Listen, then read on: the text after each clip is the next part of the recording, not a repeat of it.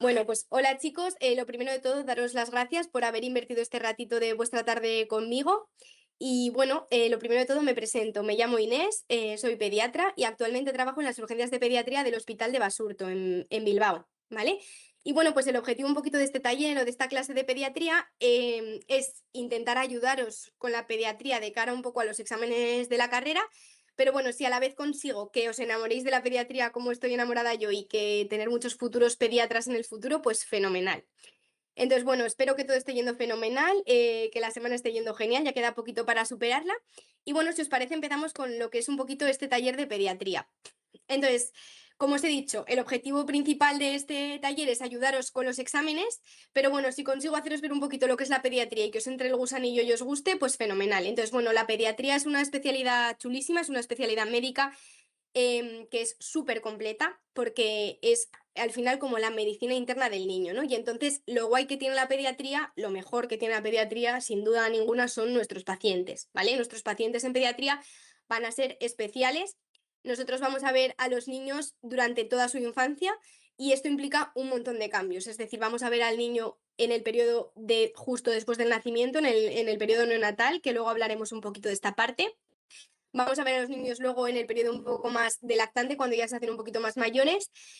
Vamos a ver a los niños a lo largo de toda su infancia y, por supuesto, también los vamos a ver en ese periodo complicado que es la adolescencia, ¿no? Entonces, la pediatría va a englobar toda esta parte de la vida del niño y es muy guay poder acompañar a nuestros pacientes durante todos estos años, poder ir viendo cómo cambian y poder acompañar también a sus familias. O sea, que es una especialidad súper completa, una especialidad médica en la que vamos a tener que saber un poquito de todo.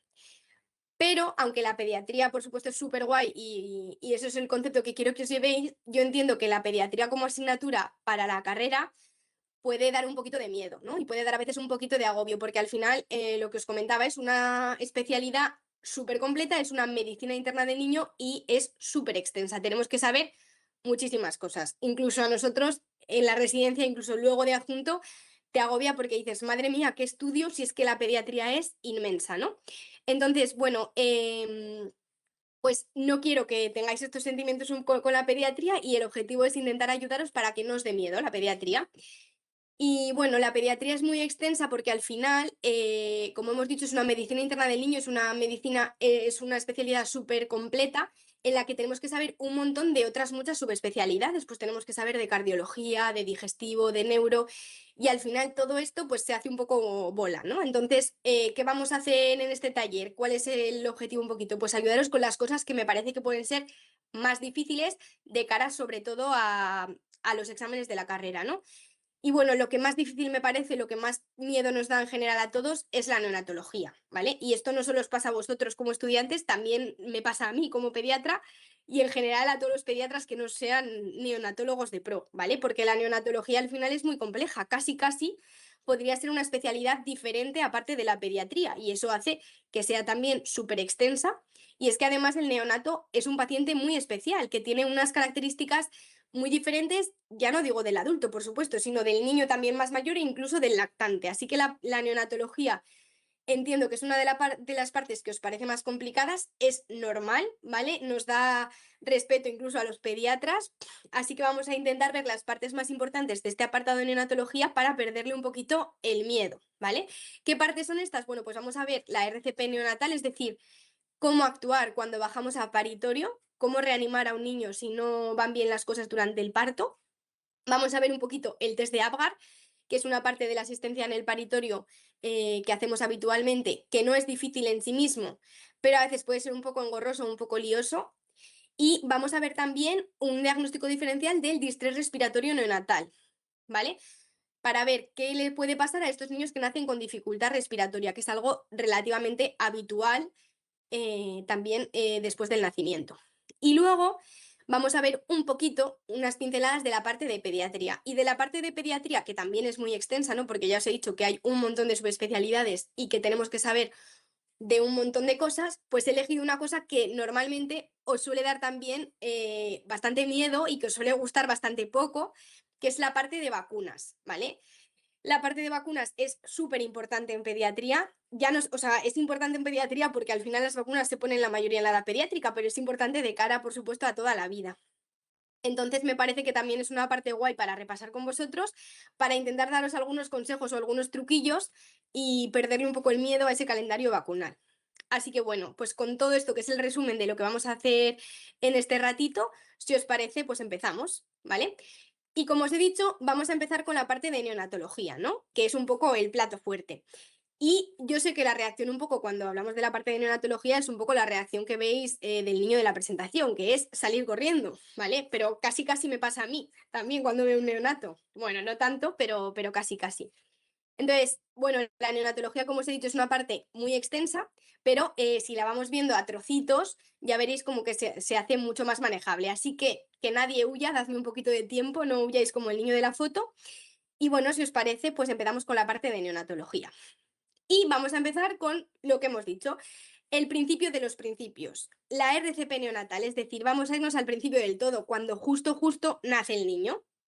Y para eso, chicos, quiero que me acompañéis ahora en un viaje al futuro, ¿vale? Imaginaos, han pasado 3, 4 años y, bueno, pues habéis aprobado vuestros exámenes, habéis sacado vuestra carrera, habéis hecho el MIR y ahora mismo sois residentes de pediatría, porque a la hora de elegir os habéis acordado de esa chica que os dio una vez una charla de pediatría y que me convenció porque me pareció que la especialidad iba a ser súper guay y sois ahora R1 de pediatría. Es vuestra primera guardia en el hospital, estáis súper nerviosos, pero la guardia no ha ido mal del todo, bien, y os habéis ido a dormir, estáis en la habitación del resi y ahora son las 3 de la mañana y nos llaman al busca, ¿no? Entonces ahí con el ojo medio pegado coges el teléfono y te dicen parto en el paritorio 5. Y ahí ya nos entra el pánico, ¿no? Este es un poquito el algoritmo de reanimación neonatal oficial, el propuesto por la Sociedad Española de Neonatología Pediátrica, la SENEO, ¿vale? Entonces es un algoritmo que yo entiendo que nos entre un poco el pánico, porque la verdad que verlo así de sopetón, de golpe, dices, madre mía, ¿qué voy a hacer yo? ¿Vale? Pero bueno, que no cunda el pánico, que vamos a ir viendo poquito a poco y vamos a hacernos nosotros nuestro propio algoritmo, ¿vale? Entonces, lo dicho, 3 de la mañana nos han llamado al busca, nos han dicho parto en el peritorio 5, ¿qué hacemos ahora? Bueno, pues por si a alguien se le ha pasado por la cabeza, que a todos se nos ha pasado alguna vez por la cabeza, huir del hospital es un delito, no se puede, ¿vale? Entonces, hemos tomado la decisión de hacer la residencia de pediatría y hay que apechugar con las consecuencias y tenemos efectivamente que bajar al paritorio 5, ¿vale? Primero un poquito de ubicación temporoespacial, porque son las 3 de la mañana, la hora no es casual porque los neonatos son bastante traicioneros y pueden nacer por la mañana, pueden nacer por la tarde, pero oye, a ellos les gusta nacer por la noche, que saben que estáis vosotros ahí con la guardia baja. Así que 3 de la mañana, un poquito de ubicación, porque yo un día casi bajo al paritorio con el antifaz de dormir aquí encima de la cabeza. O sea, imaginaos el panorama que podría haber sido eso. Afortunadamente me di cuenta a tiempo. Pero bueno, una vez que nos ubicamos, bajamos a paritorio y bueno, pues antes de que nazca el niño, que a veces nos avisan con bastante tiempo, ¿qué podemos hacer, no? Bueno, pues antes de que nazca el niño, lo que podemos hacer es anticiparnos, ¿no?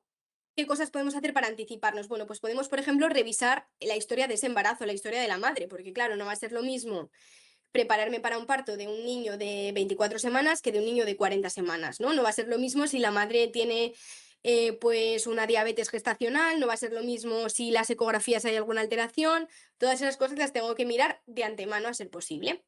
Y luego, pues otra cosa que podemos hacer para anticiparnos es prepararnos todo el material que vayamos a poder utilizar.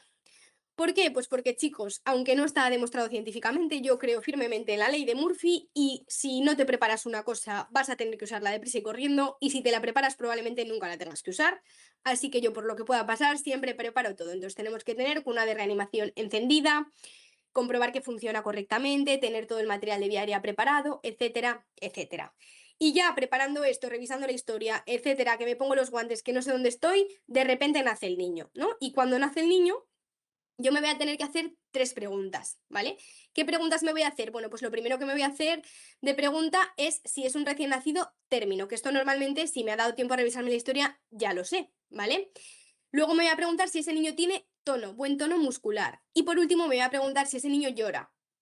Entonces, término, ¿qué significa un recién nacido término? Bueno, pues término es un recién nacido que nace por encima o igual a las 37 semanas de edad gestacional. Es decir, por debajo de 37 semanas es pretérmino, por encima o igual de 37 semanas se considera término, ¿vale? si tiene buen tono muscular, si tiene buena flexión de extremidades, etcétera, y si llora. ¿Por qué nos importa que llore? Pues hombre, no porque seamos unos sádicos, ¿no? Que nos guste que lloren los niños, sino porque el hecho de que llore ese niño quiere decir que está respirando. Entonces, si la respuesta a estas tres preguntas, a las tres, obligatoriamente, a las tres, es que sí, ¿qué voy a hacer yo con este niño? Pues absolutamente nada. Lo mejor que puedo hacer es dejarle con su madre, hacer piel con piel con su madre. Así que yo le pongo con su madre y me vuelvo a intentar dormir, a ver si me dejan dormir el resto de la guardia, ¿vale? Este niño donde mejor va a estar es con su madre y que yo no haga nada. Pero si la respuesta a una de estas tres preguntas es que no, aquí es cuando voy a tener que actuar, ¿vale? ¿Y qué voy a tener que hacer? Bueno, pues tengo ahí un material preparado que es la cuna de reanimación. Así que les voy a decir, bueno, córtame el cordón umbilical, que me voy a llevar a este niño a la cuna de reanimación. Y en la cuna de reanimación vamos a hacer los dos primeros pasos de la reanimación neonatal, que son súper importantes y que no nos los podemos saltar bajo ningún concepto. ¿Qué pasos son estos? Bueno, pues lo primero que voy a hacer va a ser estimular un poco a ese niño. ¿Por qué? Pues porque los niños a veces, a ver chicos, llevan 40 semanas metidos dentro de la tripa de su madre, nacen y no saben ni por dónde les da el aire y a veces solo necesitan que alguien les diga, venga, que necesitas respirar, ¿no?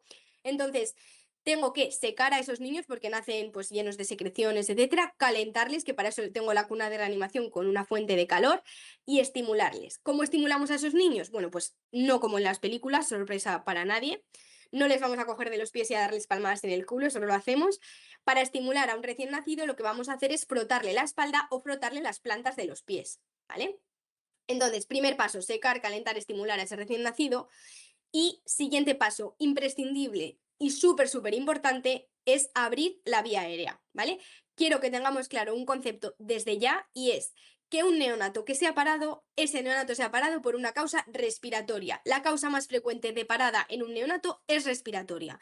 Los neonatos tienen una vía aérea súper pequeña, se les cruza un moco y se les olvida respirar. Así que es fundamental el apartado de la vía aérea. Entonces me tengo que encargar de abrir esta vía aérea. ¿Cómo voy a abrir esta vía aérea? Bueno, pues ¿cómo haría en un adulto, no? En un adulto, si una persona pierde el conocimiento, ¿qué voy a hacer? Pues aparte de estimularla, ¿no? Para ver si responde, si no responde, lo siguiente que voy a hacer va a ser abrir la vía aérea para comprobar que respira, ¿no? ¿Y cómo abro la vía aérea en un adulto? Pues con la maniobra frente-mentón, haciendo una hiperextensión cefálica. Bueno, pues esto que hago en el adulto, que también me sirve en el niño, que es la misma maniobra, resulta que si lo hago en el neonato, como hemos dicho que son bastante traicioneros, ¿qué voy a conseguir? Pues voy a conseguir cerrar la vía aérea, es decir, justamente lo contrario de lo que quiero. Así que en el neonato, para abrir la vía aérea, no podemos hacer una hiperextensión cefálica, porque haciendo una hiperextensión cefálica vamos a conseguir colapsar esa vía aérea. ¿Qué posición voy a tener que poner en ese neonato? Bueno, pues es una posición que se llama posición neutra, ¿vale? Así que, primera cosa muy importante que lo diferencia de los adultos y de los niños, no puedo hacer una hiperextensión cefálica para abrir esa vía aérea. Siguiente paso para abrir esa vía aérea, aparte de la posición que es muy importante, no sé si habéis estado alguna vez en algún parto, me imagino que igual de estudiantes, en las prácticas y tal habéis estado en algún parto. Entonces, me imagino que estaréis de acuerdo conmigo también en que los partos pues no son una cosa limpia, maravillosa, fenomenal, sino que ahí hay un montón de secreciones, moco, sangre. ¿Y eso, chicos, dónde va a ir a parar todo? Pues a la vía aérea del neonato. Y ya hemos dicho que el neonato, el pobre, se le cruza un moco y se le olvida respirar. Así que es muy importante que si a ese niño le escuchamos ruido de secreciones, aspiremos secreciones para abrir esa vía aérea. ¿Cómo vamos a aspirar esas secreciones?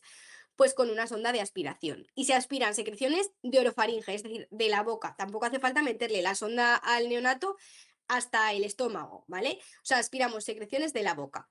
Así que primer paso, secar, calentar, estimular y abrir esa vía aérea con la posición neutra y aspirando secreciones si lo necesita.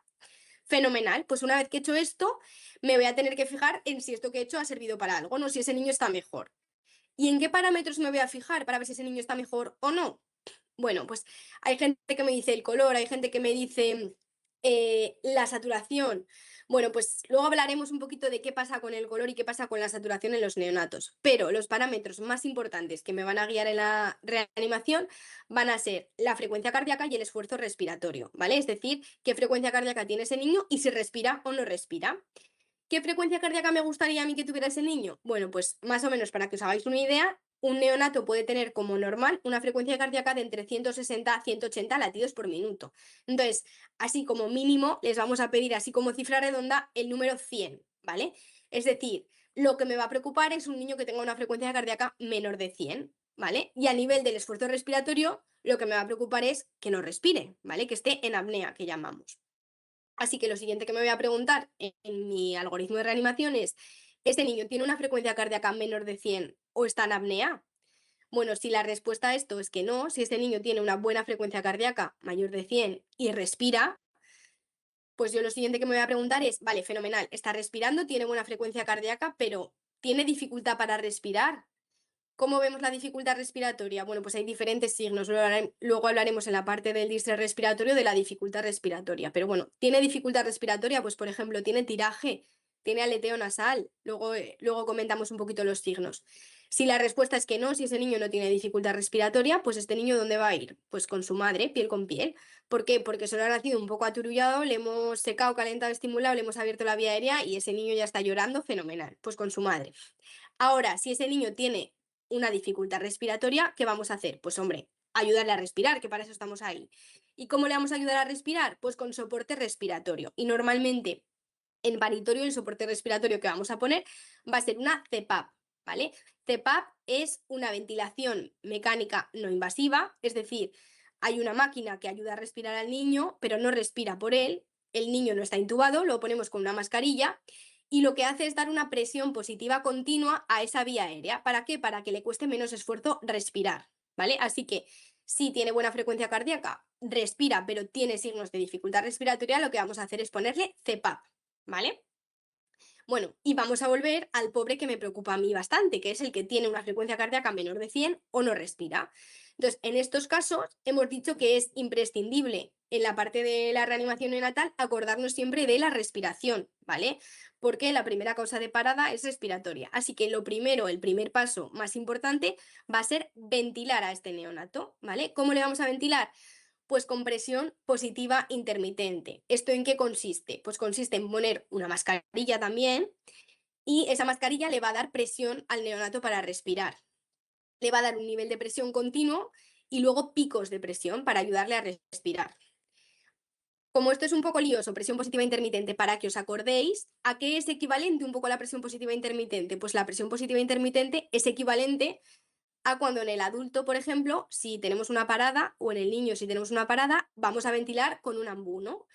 Con un ambú para darle las ventilaciones que necesita. Pues bueno, la presión positiva intermitente es equivalente al ambú, solo que el ambú es muy grande, le vamos a dar mucho volumen y a mucha presión, entonces el pobre neonato es demasiado para él. Así que esta presión positiva intermitente lo va a hacer la cuna de reanimación, le va a dar el aire a la presión óptima y en el volumen óptimo para no producir ningún daño. ¿Bien? Entonces vamos a ventilar con presión positiva intermitente durante 30 segundos, ¿vale? Los neonatólogos son bastante cuadriculados con el tiempo, así que 30 segundos de ventilación. Y bueno, pues una vez que le hemos ventilado, tenemos que fijarnos en si está mejor o no. Y para eso nos vamos a fijar todo el rato en el parámetro más importante, que el parámetro más importante que nos va a guiar la reanimación, si tenemos que elegir solo uno, va a ser la frecuencia cardíaca, ¿vale? Así que, ¿qué puede pasar después de ventilarle? Bueno, pues puede pasar que ese niño esté mejor, ¿no? Y que tenga una frecuencia cardíaca como la que a mí me gusta, es decir, mayor de 100. Bueno, pues en ese caso, si después de ventilarle tiene mayor de 100 de frecuencia cardíaca, pues ya me plantearé si tiene dificultad respiratoria, ¿no? Si no tiene, pues igual se puede ir con su madre. Y si tiene dificultad respiratoria, hemos dicho que le íbamos a ayudar a respirar con la CPAP. Bien hasta aquí, ¿no? Claro, ahora va a entrar otra cifra en juego, otra cifra que es la que me va a preocupar muchísimo ya, porque va a entrar otra cifra que es el número 60, ¿vale? O sea, me va a preocupar mucho el que tenga menos de 60 latidos por minuto, porque eso ya es poquísimo para un neonato. Es una bradicardia muy importante. Entonces, ¿qué más puede pasar? Pues puede pasar que esté un poco entre medio, es decir, que tenga más de 60, que no sea el que me preocupa mucho, mucho, pero que no llegue a tener 100, que es el que a mí me gusta. ¿Esto qué significa? Bueno, pues significa que esa ventilación que hemos hecho ha sido efectiva, pero un poco parcialmente, o sea, le ha sentado bien, pero no ha sido suficiente. Así que, ¿qué podemos hacer? Pues volver a ventilarle, ¿no? Porque como le ha sentado bien, pero no ha sido suficiente, vamos a probar a ver si ventilándole otra vez otros 30 segundos mejora, ¿vale? Y por último, tenemos el que me preocupa mucho, mucho, que el que me preocupa mucho, mucho es el que tiene una frecuencia cardíaca menor de 60, que es el que tiene una bradicardia muy marcada. En este niño, ¿qué vamos a hacer? Pues en este niño ya vamos a empezar masaje cardíaco, ¿vale? Entonces, el masaje cardíaco. ¿Cómo vamos a hacer el masaje cardíaco en un neonato? Bueno, pues aparte de que la técnica va a ser diferente, porque lógicamente a un neonato no le vamos a poder hacer masaje con dos manos como a un adulto, que se utilizan o bien dos dedos o bien la técnica del abrazo, ¿vale? El masaje, el ritmo también va a ser diferente, ¿vale? Cuando nosotros hacemos masaje en una reanimación a un adulto, ¿qué vamos a hacer? Vamos a hacer 30 compresiones, 2 ventilaciones, ¿no? Si nosotros hacemos a un niño, vamos a hacer 15 compresiones, 2 ventilaciones. ¿Por qué cambia esto? Pues cambia porque la causa de parada en un niño y en un adulto es diferente. Cuando un adulto se para, la causa más probable de parada va a ser cardíaca, porque le falle el corazón. Cuando un niño se para, la causa más probable de parada va a ser respiratoria, porque haya un problema a nivel de los pulmones. Entonces, por eso vamos a hacer 15-2 para dar más ventilaciones. Pues fijaos, es importante en el neonato la causa respiratoria que el ritmo de masaje que vamos a hacer va a ser 3-1, es decir, 3 compresiones, una ventilación. Es decir, 1, 2, 3, ventilo, 1, 2, 3, ventilo, ¿vale? ¿Para qué? Para dar muchas más ventilaciones en un minuto, porque la causa respiratoria es súper, súper importante, ¿vale? Y como los neonatólogos serán bastante cuadriculados con el tiempo, pues ¿cuánto tiempo vamos a hacer masaje? Otros 30 segundos, igual que los ciclos de ventilación. Bueno, ¿qué pasa? Que ahora el que me va a preocupar mucho, mucho es el que siga teniendo una frecuencia cardíaca menor de 60 a pesar de hacer masaje. A este niño ya, ¿qué le vamos a hacer? Pues lo que le vamos a hacer es ponerle la droga de la parada. ¿Que la droga de la parada cuál es? Pues la adrenalina, ¿vale? ¿Cómo vamos a ponerle adrenalina a este niño? Bueno, pues cuando nosotros hacemos RCP a un adulto o a un niño, ¿cómo le queremos poner la adrenalina? Intravenosa, ¿no? Entonces, ¿qué hacemos? Cogemos y canalizamos una vía venosa periférica. Claro, ¿qué pasa? ¿Cómo pensáis de fácil que puede ser canalizar una vía venosa periférica a un neonato? Pues es casi ciencia ficción, es imposible, ¿vale? Ya no os hablo de un neonato término que pese 3 kilos, que encima estará mal perfundido porque está parado. Imaginaos también un prematuro de 24 semanas que pesa 500 gramos, ¿vale? Va a ser imposible canalizar una vía venosa periférica a estos niños. Pero afortunadamente nosotros tenemos una vía venosa buenísima que acabamos de cortar nosotros mismos. ¿Cuál es esa vía venosa? El cordón umbilical, ¿vale? El cordón umbilical tiene dos arterias y una vena, y esa vena umbilical es un acceso venoso súper bueno. Es una carretera al torrente sanguíneo central, ¿vale? Es una vía venosa central. Es como si canalizamos en un adulto una yugular o una femoral. Lo mismo. Así que lo ideal en estos casos, si el niño necesita adrenalina, es canalizar ese catéter umbilical para poder ponerle la adrenalina intravenosa a través de la vena umbilical. Pero claro, tampoco os penséis que canalizar un catéter umbilical es coser y cantar, porque eso tampoco es tan fácil. Y a veces en situaciones de estrés, estamos reanimando, etcétera, no se puede. Entonces, si no se puede canalizar ese catéter umbilical, la segunda opción para administrar esta adrenalina es intratraqueal, ¿vale? Así que primera elección para poner la adrenalina por el catéter umbilical, intravenosa, y segunda elección, si no la podemos poner a través de ahí, intratraqueal, ¿vale? Y bueno, pues claro, para poder poner la adrenalina intratraqueal, ¿qué vamos a necesitar? Vamos a necesitar intubar a ese paciente, ¿no? Que ese paciente tenga un tubo que vaya a la tráquea, lógicamente. Y si os fijáis en este algoritmo tan chulo que nos ha quedado, no hemos puesto por ningún lado la intubación, ¿no? Bueno, esto es porque las guías no dicen un punto concreto en el que sí o sí tengamos que intubar, pero sí que nos dicen, ¿no? Que si nosotros ya vamos a empezar a dar masaje, ese paciente ya tendríamos que tenerlo intubado. ¿Por qué? Bueno, pues porque al final intubar a un paciente es la forma que tenemos de asegurarnos de que esa ventilación es completamente óptima y está perfecta, ¿vale? Y el otro punto en el que nos dicen que valoremos intubar a un paciente es un paciente que, a pesar de estar ventilándole de forma correcta, y es muy importante esta coletilla de forma correcta, no acaba de remontar.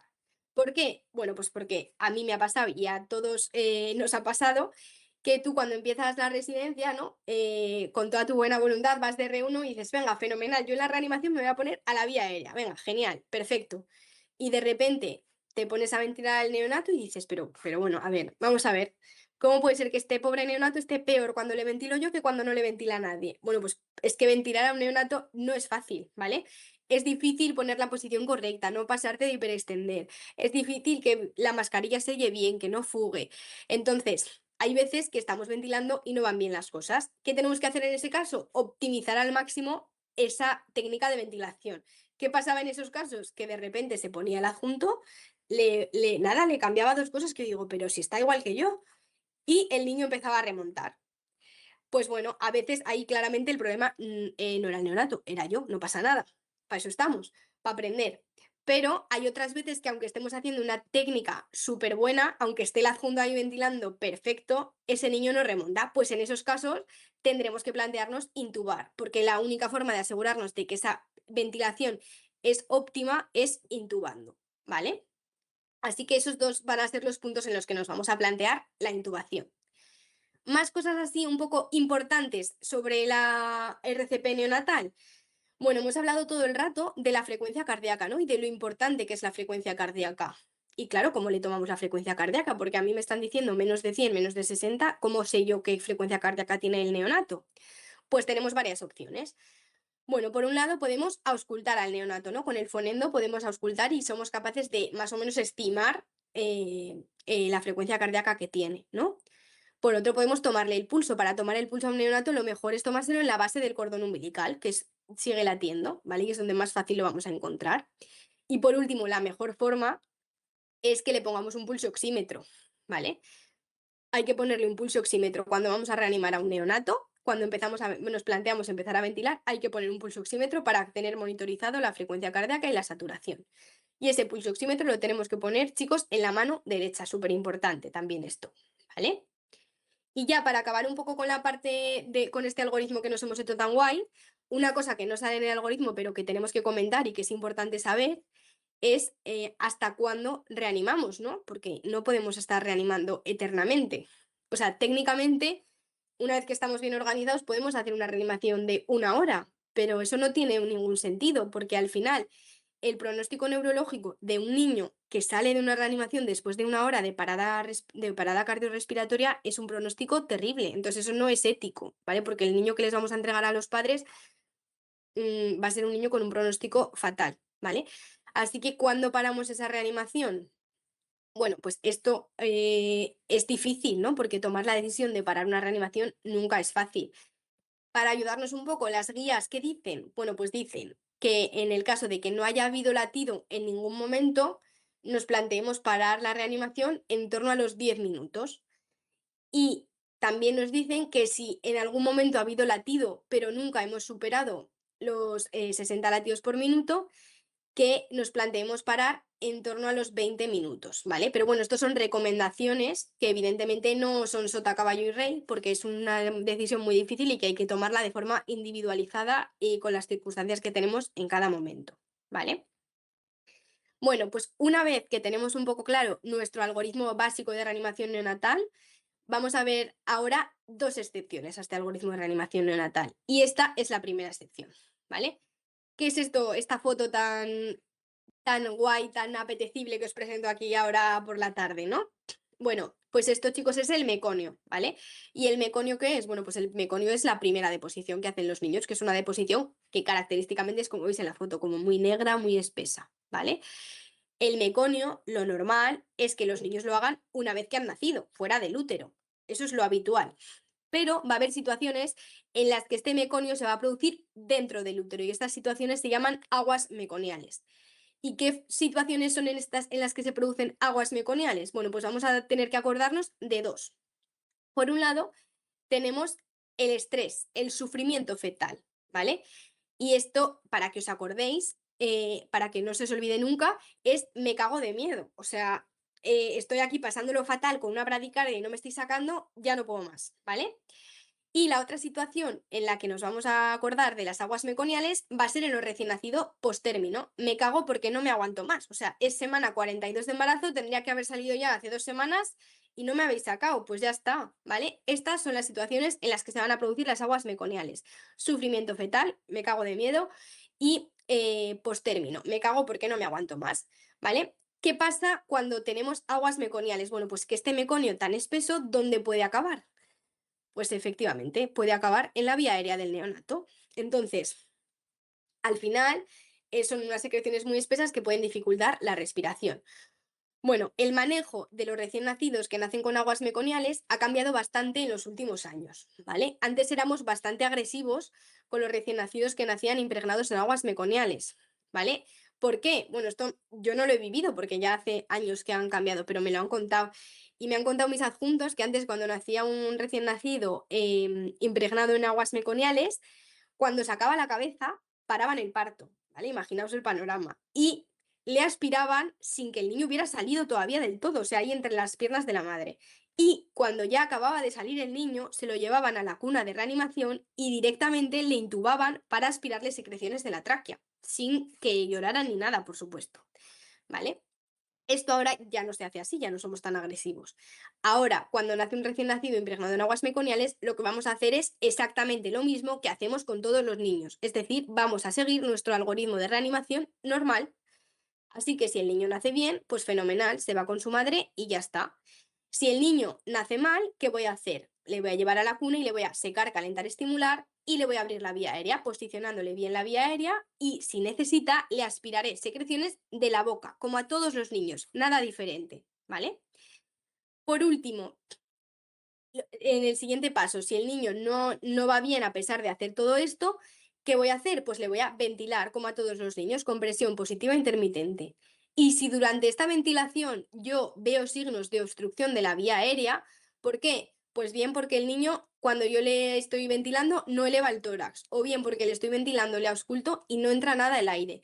Ahí tengo que sospechar que hay una obstrucción de la vía aérea y en ese caso me planteo intubarle y aspirarle secreciones de la tráquea, ¿vale?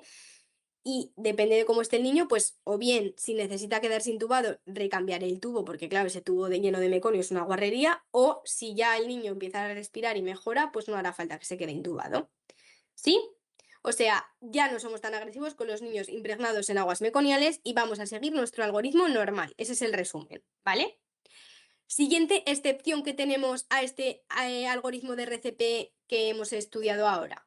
Bueno, pues la siguiente excepción es esta, ¿vale? ¿Y esto qué es? Bueno, esto, por si alguien anda un poco despistado, es una radiografía de tórax, fenomenal. Y es una radiografía de tórax que imagino que tampoco os parecerá normal, porque es una radiografía de tórax un poco rara, ¿no?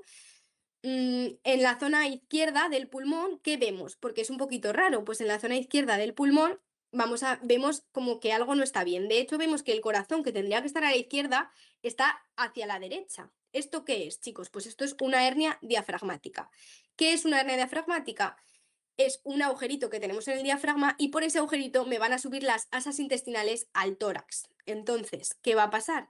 Pues claro, si tengo todo el tórax ocupado de asas intestinales, ese pulmón no se va a ver desarrollado muy bien. Además, ¿qué le va a sentar fatal a este niño durante la reanimación? Pues le va a sentar fatal la ventilación. ¿Por qué? Pues porque cuando yo ventilo, que inicialmente ventilo con una mascarilla, parte de ese aire de la ventilación va a ir a los pulmones, lógicamente, porque para eso lo estoy ventilando, pero parte de ese aire, como no está intubado, va a ir a la vía digestiva. ¿Y eso qué va a producir? Va a producir que se dilaten todavía más esas intestinales y que produzcan más dificultad respiratoria. Así que la ventilación a estos niños les va a sentar fatal.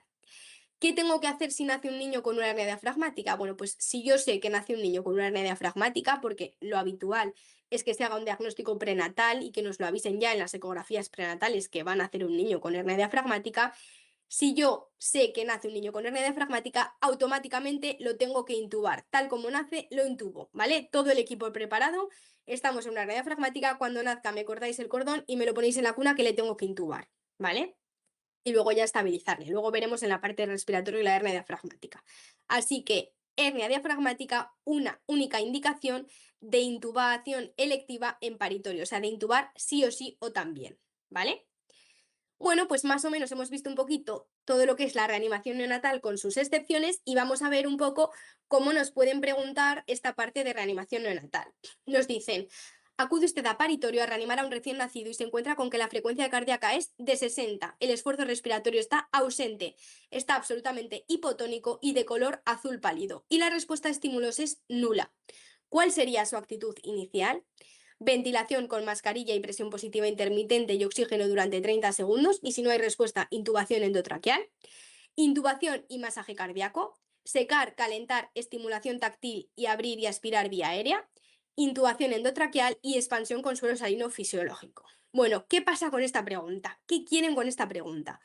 Bueno, pues con esta pregunta, lo que quiere el señor que ha puesto la pregunta es que nosotros digamos, Madre mía, frecuencia cardíaca de 60, sin esfuerzo respiratorio, totalmente hipotónico, azul pálido, sin respuesta a estímulos. El señor que ha puesto la pregunta quiere que digamos, madre mía, está muerto un médico, ¿no? Y entremos en pánico. Y no podemos hacer esto. ¿Qué tenemos que hacer con un niño cuando nace? Bueno, en principio es término, no sabe, o sea, no está respirando porque nos dicen que no tiene esfuerzo respiratorio y no tiene tono muscular. ¿Qué tenemos que hacer con este niño? Seguir nuestro algoritmo de reanimación neonatal. ¿Cuál es el primer paso? Secar, calentar, estimular y abrir la vía aérea, ¿vale? Y no nos podemos saltar este paso bajo ningún concepto, ¿vale? Hay veces que nacen los niños que tú dices, madre mía, este niño ha nacido fatal y solamente haciendo este paso mejora y va con su madre, ¿vale? Porque a veces solo nacen un poco aturullados. Y si no mejora, ya pasaremos al siguiente paso, pero tenemos un algoritmo y lo tenemos que seguir al pie de la letra. Por muy malo que nos pinten a ese niño, el primer paso es el primer paso. Y siempre primero secar, calentar, estimular y abrir la vía aérea, ¿vale? Así que aunque nos den muchas ganas y digamos, madre mía, qué malo está este niño, no nos podemos saltar nuestro algoritmo de reanimación neonatal. Más preguntas de la parte de reanimación. Bueno, esta es la pregunta que han preguntado este año en el MIR 2025, ¿vale? Y es una pregunta que es una pregunta bastante difícil. Es una pregunta que se las trae porque es una pregunta muy compleja y que podría ser incluso de OPE de pediatría. Y ahora os voy a explicar un poquito por qué, ¿vale? Nos dicen, nos avisan de paritorio por recién nacido pretérmino tardío de 35 más 3 semanas de edad gestacional sin otros factores de riesgo. Al nacimiento no presenta esfuerzo respiratorio y se decide monitorización con pulsioximetría. No inicia esfuerzo, por lo que a los 30 segundos se ventila con presión positiva intermitente, presión inspiratoria de 20 y PEP de 6 y FIO2 de 0,21 durante un minuto. Inicia llanto y esfuerzo respiratorio, pero con signos de dificultad respiratoria en torno a los 3 minutos de vida con cianosis asociada. En la monitorización presenta frecuencia cardíaca de 170 y saturación de 75%. ¿Cuál es su actuación en este momento? Retirar soporte respiratorio y aumento de aporte de oxígeno, mantener presión positiva intermitente y fracción inspirada de oxígeno al 21%, pasar a modalidad presión positiva continua y aumento de aporte de oxígeno, pasar a modalidad presión positiva continua y fracción inspirada de oxígeno al 21%. Bueno, ¿por qué es tan difícil esta pregunta? ¿Qué tenemos? Bueno, tenemos un niño que nace sin esfuerzo respiratorio, fenomenal, le hemos estimulado y tal, no respira y nos dice que le empezamos a ventilar con presión positiva intermitente. Hasta ahí, perfecto, hemos seguido nuestro algoritmo. Nos dicen las cifras de la ventilación para que nos liemos un poco ahí con las presiones, que no nos sirven para nada, perfecto. Y nos dicen que pues, ha sido efectivo, ¿no? Y que empieza a llorar y empieza con esfuerzo respiratorio, fenomenal. Pero nos dicen que tiene signos de dificultad respiratoria. Bueno, ya sabíamos que ese niño tenía esfuerzo respiratorio y tenía buena frecuencia cardíaca, que nos dicen luego que la frecuencia cardíaca es de 170, es decir, que está bien. Lo siguiente que nos planteábamos era si tenía dificultad respiratoria y en este caso tiene dificultad respiratoria. Fenomenal. ¿Cuál es el paso que tenemos que hacer? Poner soporte respiratorio con CPAP, que es la presión positiva continua. Hasta aquí, bien, hasta aquí es fácil, ¿vale? Y los opositores del MIR de este año tenían claro hasta aquí. Entonces descartamos la opción 1 y 2 y nos quedamos entre la 3 y la 4. ¿Por qué es muy difícil esta pregunta? Bueno, pues porque cualquier persona que no sea pediatra, y ya no digo pediatra, porque los pediatras que no bajan a partos también fallarían esta pregunta. Cualquier persona que no sea pediatra y que no esté acostumbrado a bajar a paritorio, si yo veo un paciente que satura 75%, lo que me sale del alma es ponerle oxígeno a todo lo que da, porque está desaturado. Pero esta no es la respuesta correcta. La respuesta correcta es ponerle la CPAP, pero mantener el oxígeno al 21%. ¿Por qué? Bueno, pues ahora vamos a hablar de lo que es la saturación y el color de los neonatos durante la reanimación. Y para eso voy a irme para atrás hasta el algoritmo de reanimación neonatal de la SENEO, que os he comentado al principio. Y quiero que os fijéis en esa tabla que hay como ahí en el lateral azul, que no tenéis que saberos para nada, pero esta tabla lo que nos dice es cuánto es normal que sature un niño en función de sus minutos de vida. Entonces, para que os hagáis una idea, a los 3 minutos de vida es normal que un niño sature entre 70 y 80%, es decir, que esté azul como un pitufo. A los 5 minutos de vida es normal que sature entre 80 y 90%, es decir, que siga azul, ¿vale? Y no es hasta los 10 minutos de vida cuando le vamos a pedir una saturación de persona normal mayor del 90%. Así que en la pregunta que nos hacían, que era un neonato que a los 3 minutos de vida tenía dificultad respiratoria y saturaba 75%, ¿qué tenemos que hacer? Pues que es que ese niño va sobrado de oxígeno, no hace falta ponerle oxígeno, porque es normal, ¿vale? Entonces, esta pregunta es muy difícil por ese concepto. ¿Con qué concepto nos vamos a quedar nosotros? Bueno, pues con que es normal que un neonato cuando nace sature pues bajo, en torno al 70%, y que hasta los 10 minutos no le vamos a pedir más o menos una saturación normal de persona normal de más del 90%, ¿vale? Y por eso la saturación y el color no nos van a guiar durante la reanimación, porque la saturación y el color van a ser malos, ¿vale? Yo, chicos, la primera vez que bajé a un parto de estudiante, ¿no? Porque me tocó en las prácticas de gine, fui a un parto, ¿no? Y entonces me planto ahí en el parto y de repente cuando nace el niño, yo dije, bueno, no lo dije en voz alta, porque habría estado muy feo decir esto en voz alta, lo pensé para mí misma. Y dije, madre mía, ese niño está muerto, porque es que estaba gris como un zapato, o sea, pero terrible. Y vi que lo ponían encima de la madre. Y yo dije, lo mismo, no lo dije, lo pensé para mí. Madre mía, que haga alguien algo porque ese niño está muerto. Pues ese niño empezó a llorar y se puso rosa monísimo, ¿vale? Porque todos los niños nacen con un color terrible y todos los niños van a nacer desaturados, ¿vale? Así que ese es el concepto un poco con el que nos tenemos que quedar. Y por eso esta pregunta era tan complicada, porque era un poco rebuscada, ¿vale? Más cosas que han preguntado alguna vez y que tenemos que saber. Bueno, pues aquí nos hacen una pregunta sobre una cosa que no nos gusta mucho. Recién nacido de 40 semanas de edad gestacional y peso estimado de 3.800 gramos, que tiene una frecuencia cardíaca de 30 latidos por minuto y no se observa esfuerzo respiratorio. Se inicia reanimación con intubación, masaje cardíaco y 3 dosis de adrenalina intravenosa. A los 15 minutos de vida no presenta signos vitales. ¿Cuál considera que es la actuación adecuada? Como no responde a las maniobras de reanimación, se debe cambiar el tubo endotraqueal, continuar con la reanimación y administrar más dosis de adrenalina intravenosa, iniciar tratamiento con hipotermia pasiva o interrumpir las maniobras de reanimación. Y bueno, pues aquí nos ponen un poco el escenario en el que nadie nos queremos ver, ¿no? Que es un niño que nace deprimido y que a pesar de una correcta reanimación con intubación, con masaje, con adecuadas dosis de adrenalina, no acaba de remontar. Llevamos ya 15 minutos de reanimación. Ya hemos dicho que no hay números exactos, pero es muy poco probable que este niño acabe saliendo de esta parada y además es muy probable que si sale, salga con un pronóstico terrible. Así que lo correcto en este caso es interrumpir las maniobras de reanimación, ¿vale? Porque más o menos estamos ya rondando los 20 minutos que hemos dicho que recomiendan las guías, que ya digo que no son a pies juntillas, que hay que individualizar en cada caso. ¿Vale? Entonces, en este caso no tiene sentido, o sea, cambiar el tubo, pues es si estuviéramos un poco por encima de 60 y no acaba de mejorar, pues pensar que puede estar fallando algo a ese nivel. Continuar la reanimación y administrar más dosis de adrenalina, pues estamos ya jugando a que probablemente si conseguimos que salga vaya a salir muy mal. Y la hipotermia en este caso no tiene sentido porque todavía ni siquiera hemos conseguido estabilizarlo y que vuelva a tener latido, ¿vale? Así que en este caso lo correcto sería interrumpir las maniobras de reanimación. Y bueno, con esto más o menos he acabado un poquito lo que os quería contar de la reanimación neonatal y ahora vamos a pasar a el test de Apgar, ¿vale? Que el test de Apgar también se hace en el paritorio y es algo que hacemos bastante habitualmente los pediatras. El test de Apgar no es difícil en sí mismo, ¿vale? Pero claro, es memorístico, ¿no? Tenemos que sabernos el test de Apgar, tenemos que sabernos qué ítems evaluar en el test de Apgar y tenemos que saber cómo calcular un test de Apgar. Bueno, afortunadamente para acordarnos un poquito mejor del test de Apgar, las letras de la palabra Apgar nos van a decir los ítems del test de Apgar. Entonces, con la letra A, la primera letra, tenemos la apariencia y con la apariencia nos vamos a referir al color de ese niño, ¿vale? Entonces le vamos a dar 0 puntos si está cianótico, es decir, azul como un pitufo. Le vamos a dar un punto si tiene acrocianosis, es decir, si tiene manos y pies azules, y le vamos a dar 2 puntos si está rosa, monísimo, perfecto, como los niños que nacen en las pelis americanas que parece que tienen ya 6 meses cuando nacen, ¿vale? Bueno, con la siguiente letra que tenemos, que es la P, nos vamos a fijar en las pulsaciones, refiriéndonos con las pulsaciones a la frecuencia cardíaca. Y entonces aquí nos vamos a olvidar de ese número de 60 que nos acordábamos también en la reanimación, que en la reanimación ya sabéis que nos tenemos que acordar primero del 100 y luego del 60, pues aquí nos vamos a olvidar de ese 60 y nos vamos a quedar solo con el 100. Entonces le vamos a dar 0 si tiene 0 latidos, ¿vale? Si no tiene pulso.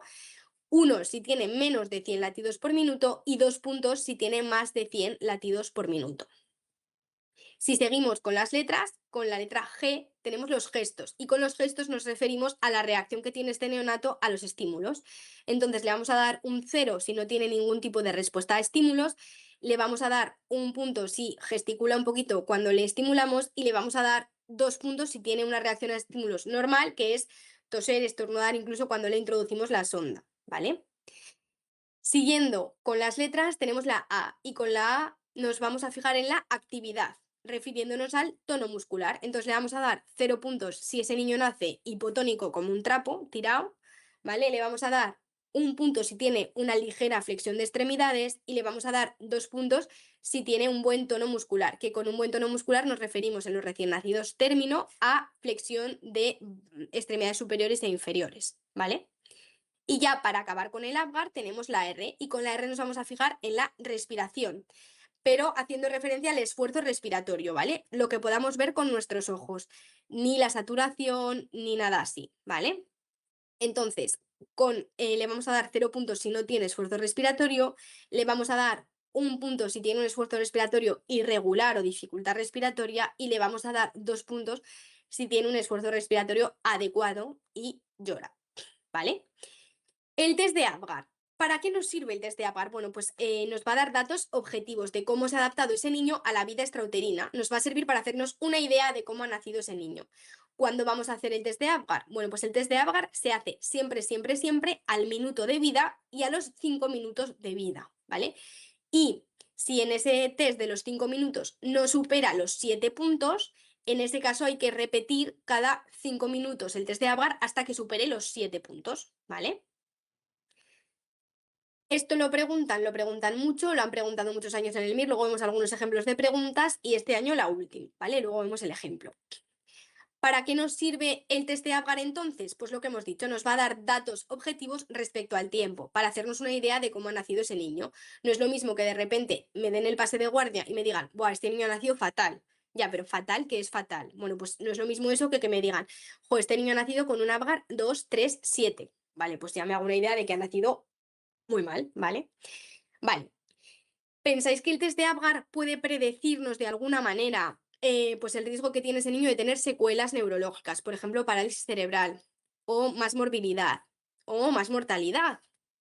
Bueno, pues aunque a priori podría parecer que sí, el test de Apgar no nos va a predecir nada a largo plazo, ¿vale? No quiere decir, si sacamos un mal test de Apgar, que vayamos a suspender los exámenes el resto de nuestra vida, que vayamos a tener más riesgo de parálisis cerebral infantil, ni nada por el estilo. No predice nada a largo plazo, simplemente nos aporta datos objetivos de cómo ha nacido ese niño, ¿vale? Y ya para acabar, ¿pensáis que el test de Apgar nos va a guiar durante la reanimación? Bueno, pues aunque es verdad que lo hacemos en el paritorio, pues si os fijáis en el maravilloso algoritmo que hemos hecho antes, no sale por ningún sitio el test de Apgar. Y no es que se nos haya olvidado, es que el test de Apgar no nos va a guiar la reanimación cardiopulmonar. De hecho, si nos fijamos, la reanimación cardiopulmonar va a empezar antes de hacer el test de Apgar. Porque hemos dicho que el test de Apgar se hace al minuto de vida. Bueno, pues en este maravilloso algoritmo que hemos hecho, para que os hagáis una idea de cómo vamos en cuanto a tiempos, los primeros 30 segundos hemos tenido que secar, calentar, estimular, abrir la vía aérea. Y el primer minuto hemos tenido que hacer todo eso y además empezar a ventilar al paciente, ¿vale? Es decir, al minuto de vida, que yo es cuando hago el test de Apgar, ya he tenido que hacer todo esto y ventilar al paciente. No me va a guiar la reanimación porque voy a empezar a reanimar antes, ¿vale? De hecho, yo en la residencia estaba como súper agobiada cuando empecé de R1 porque decía, vamos a ver. ¿Cómo puede ser que a mí en un minuto me dé tiempo a secar, calentar, estimular al niño, ponerle el gorro, empezar a ventilarle y además evaluar todos los ítems del test de Apgar? Digo, es que a mí no me da tiempo a hacer todo eso. Bueno, pues voy a decir así una cosa como un secreto, ¿vale? Que bueno, lo voy a decir así por lo bajo, pero voy a confesar que la mayoría de las veces a los pediatras se nos olvida dar el test de Apgar, ¿vale? Quiero decir, si el niño nace bien, pues tú ahí medio dormido pones 9, 10, fenomenal. Pero si tenemos que hacer una reanimación, como comprenderéis, no hay alguien con un cronómetro en plan 5 minutos, que todos paréis lo que estáis haciendo, que toca evaluar el test de Apgar. Pues no, pues nosotros estamos a lo importante que es reanimar al niño y ya a posteriori a veces nos llaman de paritorio, oye, a este niño se te ha olvidado darle el test de Apgar y tú, a ver, ha nacido como un trapo, azul, sin esfuerzo, pues 2, 3, 8, ¿vale? Entonces, muchas veces lo hacemos sobre la marcha. Test de Apgar. ¿Qué cosas nos preguntan de test de Apgar? Bueno, pues por ejemplo, la puntuación de Apgar es un método práctico en la valoración del recién nacido. Incluye todos los siguientes signos excepto uno. ¿Cuál? Frecuencia cardíaca, frecuencia respiratoria, tono muscular o color. Bueno, pues esta es bastante fácil, ¿no? El test de Apgar no incluye la frecuencia respiratoria. Hemos dicho que lo podemos hacer casi casi con la vista, ¿no? Menos la frecuencia cardíaca que sí que la incluye, la respiratoria no. Así que esta pregunta bastante asequible. Más cosas que preguntan a veces del test de Apgar. Nos piden que sepamos calcular un test de Apgar. Un recién nacido presenta al minuto del nacimiento una frecuencia cardíaca de 80 latidos por minuto, una respiración lenta e irregular, ausencia de tono muscular con flacidez generalizada, respuesta ausente al golpeo enérgico de la planta del pie y coloración rosada en el cuerpo con las extremidades azuladas. ¿Qué puntuación del test de Apgar le corresponde? 2 puntos, 5 puntos, 3 puntos, 6 puntos. Bueno, pues esta pregunta es una pregunta que no es difícil, pero que tenemos que sabernos el test de Apgar de memoria, no nos queda otra. Así que nos tenemos que saber el test de Apgar de memoria y echar cuentas. Nos dicen que tiene una frecuencia cardíaca de 80, es decir, un punto. Que tiene una respiración lenta e irregular, es decir, otro punto. No tiene tono muscular, no tiene respuesta a estímulos. Nos dicen que está rosado con las extremidades azuladas, es decir, acrocianosis, otro punto. ¿Cuántos puntos tiene este niño en el test de Apgar? 3 puntos, ¿vale? Ya veis que no es difícil, simplemente hay que pararse, pensar un poco y contar, ¿vale? ¿Qué han preguntado este año en el MIR del test de Apgar? Bueno, pues voy a leeros la pregunta y ahora la pensamos juntos. Avisan de paritorio por un parto a término. Se explora a la recién nacida sin esfuerzo de llanto, pálida y cianótica. Se seca y se estimula y ante la ausencia de llanto se traslada a la cuna térmica. Inicia llanto intenso y eficaz a los 30 segundos de vida, donde ya se podía observar recuperación del tono de forma completa con movimiento activo, frecuencia cardíaca por encima de 100 y estornudo tras aspiración de secreciones faríngeas espesas. Sin embargo, persiste cianosis generalizada hasta 1 minuto y 20 segundos de vida, a partir del cual presenta solamente acrocianosis. A los 4 minutos de vida inicia dificultad respiratoria, esfuerzo respiratorio irregular, consistente en polipnea, tiraje subcostal e intercostal moderado, leve aleteo nasal y quejido expiratorio, con frecuencia cardíaca por encima de 100 latidos por minuto, movimiento activo, recuperación completa del color con coloración completamente rosada y reflejos de tos y estornudo, que se resuelve tras colocar presión positiva durante 2 minutos. ¿Qué puntuación de Apgar tiene esta recién nacida? Y nos dicen 4, 8, 9, 9, 9, 9, 10. Bueno, esta pregunta no es difícil en sí, porque es calcular el test de Apgar, que es lo que hemos hecho antes, ¿no? O sea que sabemos hacerlo. Lo que pasa es que es una pregunta bastante liosa y bastante farragosa, porque primero que es una pregunta larguísima, que cuando estamos nerviosos, ya no en el MIR, o sea, es que en cualquier examen que te pones nervioso, si te hacen esta pregunta, la vas a tener que leer por lo menos 3 veces, porque te aturullas, ¿vale? Luego, además, es muy liosa porque nos dan diferentes tiempos con diferentes datos, entonces nos hacen un poco un lío en la cabeza. Pero si nos paramos a pensarla, no es difícil. Vamos a contar juntos. A ver, nos dicen que empieza, bueno, que al principio no llora, etcétera, y que empieza con llanto intenso y eficaz a los 30 segundos de vida. O sea que al minuto ya va a tener llanto intenso y eficaz, 2 puntos. Donde ya se podía observar recuperación del tono de forma completa, es decir, otros 2 puntos. Frecuencia cardíaca por encima de 100, es decir, otros 2 puntos, y estornudo tras aspiración de secreciones, otros 2 puntos. Y nos dicen que, sin embargo, sigue con cianosis generalizada hasta el minuto 20 de vida. Es decir, que al minuto, que es cuando tenemos que hacer el test de Apgar, tiene una cianosis generalizada. Así que tiene 8 puntos, porque tiene todos bien, menos 2 puntos que le quitamos de color. Que de hecho, si nos fijamos, la única respuesta que tiene 8 la primera puntuación del Apgar es la 2, que es la correcta. Pero es lioso. Luego, la segunda, cuando nos dicen en las preguntas 8 9, quiere decir 8 al minuto, 9 a los 5 minutos. Vamos a ver qué le pasa a los 5 minutos. Nos dice que a los 4 minutos empieza con dificultad respiratoria, que es un esfuerzo respiratorio irregular. Y nos dicen entre paréntesis que tiene frecuencia cardíaca por encima de 100, es decir, 2 puntos, movimiento activo, es decir, 2 puntos, recuperación completa del color rosado, 2 puntos también, reflejos de tos y estornudo, 2 puntos. Y como tiene esa dificultad respiratoria, a nivel respiratorio le tengo que dar solamente 1 punto. O sea que tiene luego 9 puntos, ¿sí? Es una pregunta que lo que decimos no es difícil porque es calcular el test de Apgar, pero que es bastante liosa y que juegan un poco con los tiempos y así para que sea una pregunta en la que te tienes que parar y leerla varias veces, que eso y que los nervios nos pueden jugar una mala pasada.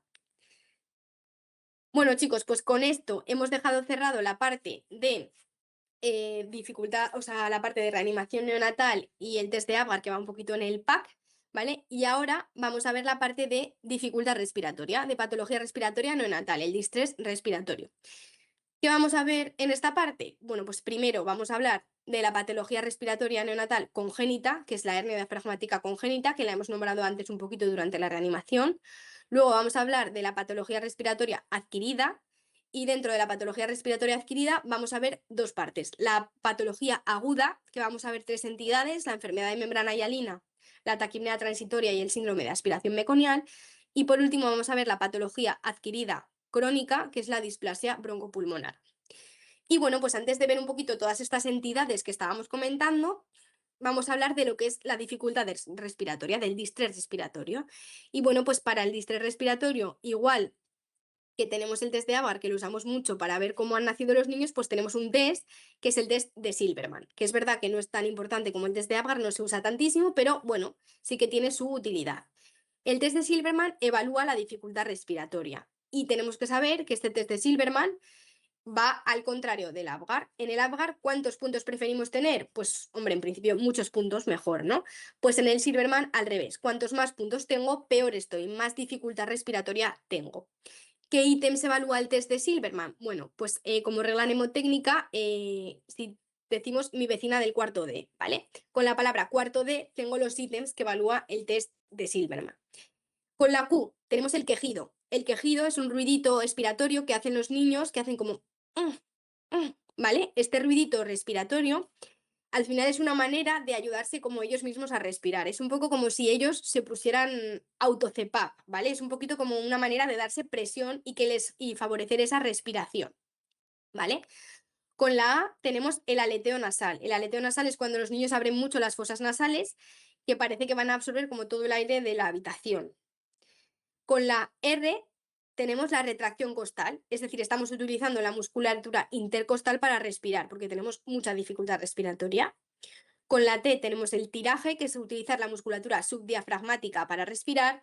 Y por último, con la D tenemos la disociación toracoabdominal, es decir, ya cuando tórax y abdomen van cada uno a su rollo. Todos estos signos que evalúa el test de Silberman son signos de dificultad respiratoria y son signos que podemos encontrar en niños neonatos con dificultad respiratoria.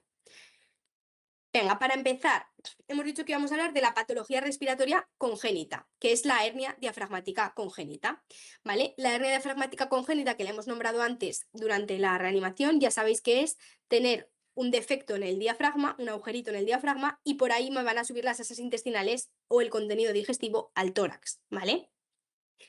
Un signo de mal pronóstico de la hernia diafragmática va a ser que esté a la derecha, porque ¿qué órgano tenemos a la derecha? Bueno, pues a la derecha tenemos el hígado, ¿vale? Y claro, que se hernie el hígado y se te suba al tórax, pues regular, es complicado, ¿vale? Entonces es un signo de mal pronóstico, o sea, es un factor de riesgo de mal pronóstico. Vale, ¿qué tenemos que saber? Bueno, tenemos que saber que hay dos tipos de hernia diafragmática congénita, ¿vale? Tenemos por un lado la hernia de Bogdalek, que es la más frecuente, que ahora hablamos de ella, y por otro la hernia de Morgani, ¿vale? La hernia de Morgani tenemos que saber muy poquitas cosas, ¿vale? Tenemos que saber que es la hernia de las as, ¿vale? También llamamos Morganti. ¿Por qué? Porque es una hernia en posición anterior, ¿vale? Y además es asintomática, es decir, no suele producir ninguna sintomatología y se suele diagnosticar, de hecho, como es asintomática en la edad adulta. ¿Cómo se diagnostica? Pues normalmente de forma casual, normalmente pacientes que tienen algún tipo de infección respiratoria que queremos descartar una neumonía o que hacemos una radiografía de tórax, por otro caso, pues un preoperatorio o lo que sea, y nos encontramos con esa hernia diafragmática. Una vez diagnosticada, ¿qué hay que hacer? Pues operarla, ¿vale? Pero la hernia diafragmática más importante, la más frecuente, con la que quiero que os quedéis y en la que quiero que penséis cuando nos hablen de hernia diafragmática es la hernia de Bogdalek, ¿vale? La hernia de Bogdalek para nosotros ya no va a ser más Bogdalek, va a ser back and left, porque nos tenemos que saber que es una hernia que aparece en posición posterior y a la izquierda, ¿vale? ¿Qué produce esta hernia diafragmática? Bueno, pues lo que va a condicionar un poquito la evolución y el pronóstico de esta hernia diafragmática va a ser la hipoplasia pulmonar. Una de las cosas que puede ocurrir cuando tenemos una hernia diafragmática es que tengamos una hipoplasia pulmonar, como al final me han subido todas las asas intestinales al tórax, han ocupado espacio en ese lado del tórax y entonces ese pulmón no se ha podido desarrollar muy bien. Incluso a veces lo que hacen es empujar el corazón hacia el lado contralateral y hacen que el otro pulmón, que sería el derecho, tampoco se puede desarrollar bien porque está ocupado por el espacio del corazón. Entonces se produce una hipoplasia pulmonar, un pulmón o los dos pulmones que están mal formados. Esta hipoplasia pulmonar, como los pulmones no se han formado bien, no funcionan bien y va a producir una hipoxia, ¿vale? Y esta hipoxia mantenida va a producir una vasoconstricción de todos los capilares pulmonares, que esto al final va a acabar produciendo una hipertensión pulmonar persistente. ¿Vale? Que produce más hipoxia. Entonces, esto va a ser lo que va a condicionar el pronóstico de estas hernias diafragmáticas, la hipoplasia pulmonar, el grado de hipoplasia pulmonar que tengan y el grado de hipertensión pulmonar que tengan. ¿Cómo diagnosticamos esta hernia diafragmática? Bueno, pues podemos sospecharlo por la clínica, ¿no? Que van a tener estos niños, pues dificultad respiratoria, ¿vale? Luego, si nosotros auscultamos a estos niños, podemos escuchar ruidos hidroaéreos en el tórax, es decir, cuando nosotros escuchamos los pulmones, en vez de escuchar el murmullo vesicular, que es lo normal cuando escuchamos un pulmón, ¿qué vamos a escuchar? Pues vamos a escuchar los ruidos hidroaéreos, los ruidos del peristaltismo, los que escuchamos normalmente en la tripa, pero en el tórax, ¿vale? Y luego podemos hacer una radiografía y ver pues todas esas asas intestinales en el tórax. ¿Qué tenemos que saber, qué tenemos que hacer con estos niños? Ya sabéis lo que tenemos que hacer. Cuando nacen estos niños hay que intubarlos obligatoriamente, ¿vale? Y luego habrá que operarlos y corregir esta hernia, ¿vale? Esta cirugía se hace de manera urgente, pero una vez que el paciente esté estable, ¿vale? ¿Qué datos nos pueden dar para sospechar nosotros una hernia diafragmática? Bueno, pues nos pueden contar que tiene un diagnóstico prenatal de hernia diafragmática o nos pueden contar un embarazo no controlado con un niño que nace con dificultad respiratoria, que le escuchamos esos ruidos hidrales en el tórax y también es típico que nos digan que el abdomen está excavado. ¿Por qué? Porque tengo todas las asas intestinales arriba en el tórax, pues no están ocupando espacio en el abdomen, ¿vale? Muy bien. Más cosas de la hernia diafragmática. Tenemos que saber que se asocia a malformaciones. La malformación más frecuentemente asociada va a ser la hipoplasia pulmonar, que ya la hemos comentado. Pero además tenemos una malformación digestiva. La malformación digestiva más frecuentemente asociada va a ser la malrotación intestinal. Es decir, si me han subido todas esas tripas al tórax por un agujerito, pues hombre, muy bien colocadas no van a estar. Así que recordad, hernia diafragmática, la que tenemos que pensar es la de Bogdalek, lo que nos va a marcar el pronóstico va a ser la hipoplasia pulmonar y hipertensión pulmonar, y recordad que cuando nacen estos niños hay que intubarlos, ¿vale? Venga, pues una vez que hemos visto la patología respiratoria congénita, perdón, vamos a ver la patología respiratoria adquirida y vamos a ver primero la patología aguda. Dentro de la patología aguda vamos a ver tres entidades. Vamos a ver por un lado la enfermedad de membrana hialina o síndrome de distrés respiratorio tipo 1. Vamos a ver por otro lado la taquipnea transitoria o síndrome de distrés respiratorio tipo 2. Y por último vamos a ver el síndrome de aspiración meconial. Bueno, lo primero que tenemos que tener claro es que todas estas patologías van a producir dificultad respiratoria. Entonces, la clínica no nos va a ayudar a la hora de diferenciar una de otra, porque todas van a producir la misma clínica, dificultad respiratoria, con los signos que hemos dicho antes de dificultad respiratoria. Aleteo, tiraje, retracción subcostal, todos esos signos los podemos tener en todas, así que la clínica no nos va a ser de mucha ayuda y la auscultación tampoco mucho, ¿vale? Así que lo que nos va a ser realmente de ayuda es fijarnos en el caso clínico, cuál es lo que nos va a dar la pista de cuál es cada una. Bueno, pues en el caso de la membrana hialina es una patología que se va a producir en prematuros, ¿vale? Típicamente en niños menores de 34 semanas de edad gestacional. ¿Por qué? Bueno, pues porque la enfermedad de membrana hialina se produce por el déficit de una sustancia que es el surfactante. El surfactante es una sustancia que se produce en el pulmón, que es una sustancia tensioactiva y que lo que va a producir es evitar que ese pulmón se colapse durante la expiración. Es decir, si vosotros pensáis en un globo, ¿cuándo nos cuesta más hinchar el globo? ¿Cuando está completamente deshinchado o cuando tiene un poquito de aire? Pues nos cuesta más hinchar el globo cuando está completamente deshinchado, como a estrenar, ¿no? Entonces, en el pulmón pasa igual, cuesta mucho más insuflar el pulmón cuando está totalmente colapsado, sin nada de aire dentro. Así que el surfactante es una sustancia que lo que va a facilitar es que ese pulmón no colapse para que quede un poquito de aire y que sea más fácil insuflar el pulmón. Esta sustancia, que es el surfactante, se produce en los pulmones a partir de la semana 34 de edad gestacional, que es lo que se llama maduración pulmonar. Así que típicamente la enfermedad de membrana hialina se va a producir en niños más pequeños, de menos de 34 semanas de edad gestacional. Hombre, no hay que ser cuadriculado. ¿Puede ocurrir en un 35 semanas? Pues sí, pero va a ser mucho más leve y menos probable que en un 24 semanas. Si nosotros hacemos una radiografía a los niños con una membrana hialina, ¿qué vamos a ver? Bueno, pues lo que vamos a ver va a ser un patrón, unos infiltrados pulmonares que se llaman patrón reticulonodular fino, ¿vale? O patrón en vidrio esmerilado. ¿Esto qué es? Pues se ve como un infiltrado pulmonar, pero como un punteado finito, ¿vale? Vidrio esmerilado, por si alguno se lo pregunta, que yo me pasé toda la carrera preguntándome lo que era el vidrio esmerilado, pues es el vidrio opaco, como el de las mamparas de las duchas. Eso es el vidrio esmerilado, ¿vale? Muy bien, ¿cómo tratamos esta enfermedad de membrana hialina? Bueno, pues el tratamiento, aunque nos dan ganas lo primero de poner surfactante, la primera parte del tratamiento va a ser el soporte respiratorio, ayudar a esos niños a respirar. ¿Cómo? Pues como necesiten. Soporte respiratorio, ¿qué tipo de soporte poníamos? Por ejemplo, en la reanimación decíamos, vamos a ayudar en la dificultad respiratoria, ponemos CPAP, pues si necesitan CPAP, CPAP. A veces hay niños que necesitan más ayuda y necesitamos intubarlos y que respire el ventilador por esos niños, pues lo que necesiten, ¿vale? Primero, soporte respiratorio. Segunda parte, pues hombre, si falta surfactante, vamos a poner surfactante, ¿no? ¿Cómo ponemos ese surfactante? Pues ese surfactante se pone de forma intratraqueal, ¿vale? Y en principio se pueden poner hasta 4 dosis de surfactante, pero esto es muy raro, ¿vale? Este surfactante que se pone de forma intratraqueal va a ser efectivo normalmente súper rápido, ¿vale? Yo las membranas hialinas que he visto, que al final es algo relativamente frecuente en los prematuros, lo que ves es un niño que en las primeras horas de vida empieza con dificultad respiratoria, o sea, ya desde el nacimiento empieza con dificultad respiratoria y empiezan a aumentar las necesidades de oxígeno, ¿vale? Entonces igual ya le decides, venga, le voy a poner el surfactante, lo tienes con una FiO2 de 40% y con signos claros de dificultad respiratoria y de repente ponemos el surfactante y en 2 minutos podemos descender la FiO2 a 21% y mejoran los signos de dificultad respiratoria. Normalmente el surfactante es súper efectivo y hace muy buen efecto y muy rápido, ¿vale?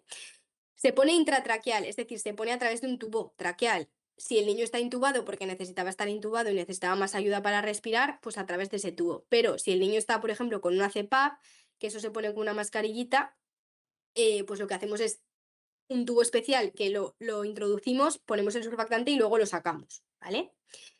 ¿Qué complicaciones puede tener la administración de surfactante? Bueno, pues vamos a acordarnos de dos. Puede producir hemorragia pulmonar, que es bastante raro, y luego otra complicación es la administración selectiva. Es decir, como hemos dicho que el surfactante se pone intratraqueal a través de un tubo, si yo meto mucho el tubo, ese tubo se me va a ir hacia el pulmón derecho, por la anatomía del pulmón.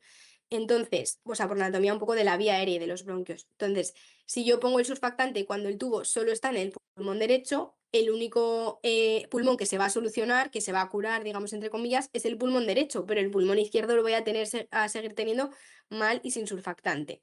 ¿Qué puede pasar en estos casos? Pues que como el pulmón izquierdo no tiene surfactante, está colapsado y cuesta mucho ventilarlo porque cuesta mucho hinchar ese globo, pero el pulmón derecho está bien y entonces con la misma presión en el pulmón izquierdo no lo voy a hinchar y en el pulmón derecho sí. ¿Eso qué va a hacer? Pues que yo, como veo dificultad respiratoria, voy a subir mucho las presiones al ventilar. ¿Y eso qué puede producir? Pues que aunque en el pulmón izquierdo no sea suficiente porque está cerrado del todo, el pulmón derecho, como está bien, si pongo mucha presión, pues como un globo. Si meto mucho aire, puede acabar explotando, ¿no? Y puede producir un neumotórax. No es que el surfactante en sí produzca un neumotórax, el neumotórax lo voy a producir yo ventilando con presiones altas, pero puede favorecer el hecho de tener en un pulmón sí y en otro no el neumotórax, ¿vale? Y luego, como última parte del tratamiento de estos niños, les vamos a poner normalmente antibiótico. No porque la enfermedad membrana sea una patología infecciosa en sí misma, sino porque son niños que son prematuros, que tienen un sistema inmune súper inmaduro y que tienen mucho riesgo de sobreinfección. Entonces, para evitar la sobreinfección, les solemos poner antibiótico, que normalmente vamos a poner ampicilina y gentamicina. ¿Vale? Si tenemos que jugárnosla a poner un antibiótico en un neonato, tenemos que elegir siempre ampicilina y gentamicina, que nos vamos a equivocar poquísimas veces, ¿vale? Y ya para acabar, las complicaciones de la membrana hialina. Bueno, pues como complicaciones de la membrana hialina tenemos la displasia broncopulmonar, que luego hablaremos de ella. Tenemos que puede producir también hipertensión pulmonar y puede favorecer que el ductus siga abierto, ductus arterioso persistente. Una vez que tenemos clara un poquito la membrana hialina, vamos con la segunda patología, que es la taquipnea transitoria. ¿Y la taquipnea transitoria en qué niños se produce? Bueno, pues igual que decíamos que la membrana hialina se produce en niños prematuros, la taquipnea transitoria se va a producir en niños que nacen después de un parto rápido o una cesárea. ¿Por qué? Bueno, pues porque los pulmones, cuando cuando el feto está intraútero, están llenos de líquido, ¿vale? Cuando nosotros pasamos por el canal del parto, que es un sitio muy estrecho, se produce un aumento de la presión intratorácica y eso favorece que se elimine todo ese contenido líquido de los pulmones. Es al final como cuando escurrimos una esponja. ¿Qué pasa? Que si no paso mucho tiempo por el canal del parto porque el parto ha sido muy rápido o no paso directamente porque ha sido una cesárea, esa esponja no se escurre bien y esos pulmones siguen teniendo líquido. Y esto es lo que produce la taquipnea transitoria, la no eliminación de líquido de los pulmones, ¿vale? ¿Qué vemos en las radiografías si hacemos una radiografía? Pues vamos a ver el líquido en las fisuras o derrame pleural, ¿vale? O las dos cosas, según la afectación del niño. ¿Y cuál va a ser el tratamiento de la taquipnea transitoria? Pues el tratamiento va a ser el soporte respiratorio, ayudar a ese niño a respirar, normalmente con oxígeno o con CPAP, si necesitan, ¿vale? Y ya está, porque esto es una patología benigna. Lo único que necesita ese pobre niño es tiempo para poder acabar de eliminar ese líquido de los pulmones. Así que soporte respiratorio mientras lo necesite y se suelen solucionar solos en horas o como mucho pues unos días, ¿vale? Pero con esto suele ser suficiente, es una patología benigna. Y bueno, pues para acabar con la patología respiratoria adquirida aguda, vamos con el síndrome de aspiración meconial. ¿Y el síndrome de aspiración meconial en qué niños se va a producir? Pues hombre, en los niños que nacen impregnados en aguas meconiales. ¿Que quiénes eran? Pues si os acordáis, me cago porque no me aguanto más, los postérmino, o me cago de miedo, los que tienen sufrimiento fetal. En estos niños es en los que se puede producir el síndrome de aspiración meconial.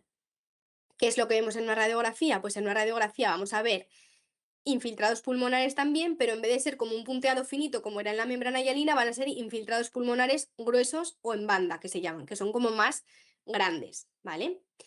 Tratamiento del síndrome de aspiración meconial. Bueno, pues en la primera parte del tratamiento va a ser también el soporte respiratorio, es decir, ayudar a esos niños a respirar como lo necesiten, pues bien con CPAP, bien con intubación.